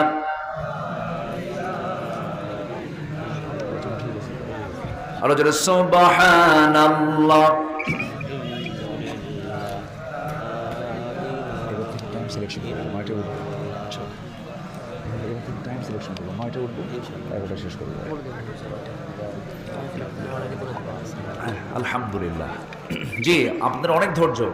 আমি তো বাতাস আমার গায়ে লাগতেছে কম বেশি, আপনার বাতাস ছাড়া চাপাচাপি হয়ে বসেছেন। আল্লাহ যেন এই বসাটাকে আল্লাহ তাআলা জান্নাতের ওসিলা বানায় দেয়। জোরে বলি আল্লাহুম্মা আমিন। আমি সবার কাছে দোয়া চাই, সবাইকে আমার জন্য দোয়া করবেন। আমিও দোয়া করি আপনার জন্য। আল্লাহ যেন আমাদের এই মিলন মেলা আরশ আজিমের ছায়ার নিচে, আল্লাহর আরশ আজিমের ছায়ার নিচে আল্লাহ তাআলা আমাদেরকে করে দেন একদিন। জোরে বলি আল্লাহুম্মা আমিন। জি, ব্যাগগুলো চাদরগুলো নিয়ে আবার পিছন দিয়ে দৌড় মারেন না, সামনের দিকে আসেন। কিছু খেদমত কিছু আছে এরকম খাদেম বের হয়, বলে যে খেদমতের জন্য বাড়াইছে। তো মসজিদের খেদমত না হলে নিজের খেদমত হবে তো। নিজের খেদমত না, এটা আমরা আল্লাহর খেদমতের জন্য বের হয়েছে। যে যা পারি আমরা দেব। আমরা দোয়ার দিকে যাব আস্তে আস্তে। জোরে বলি ইনশাআল্লাহ।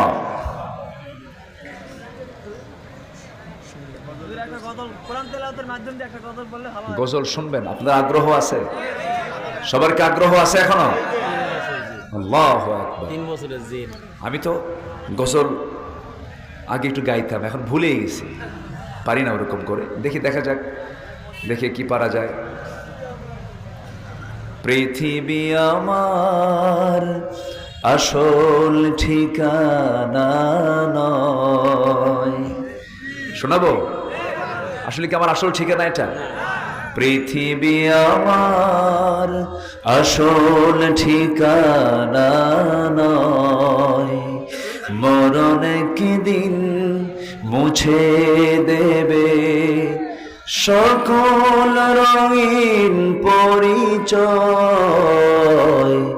পৃথিবী আমার আসল ঠিকানা নয়।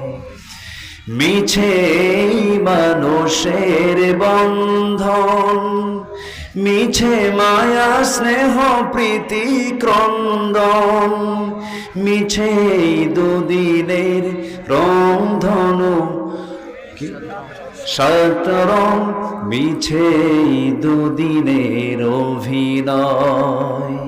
পৃথিবী আমার আসল ঠিকানা নয়, মরণ কি দিন মুছে দেবে সকল রঙিন পরিচয়। পৃথিবী আমার আসল ঠিকানা নয়।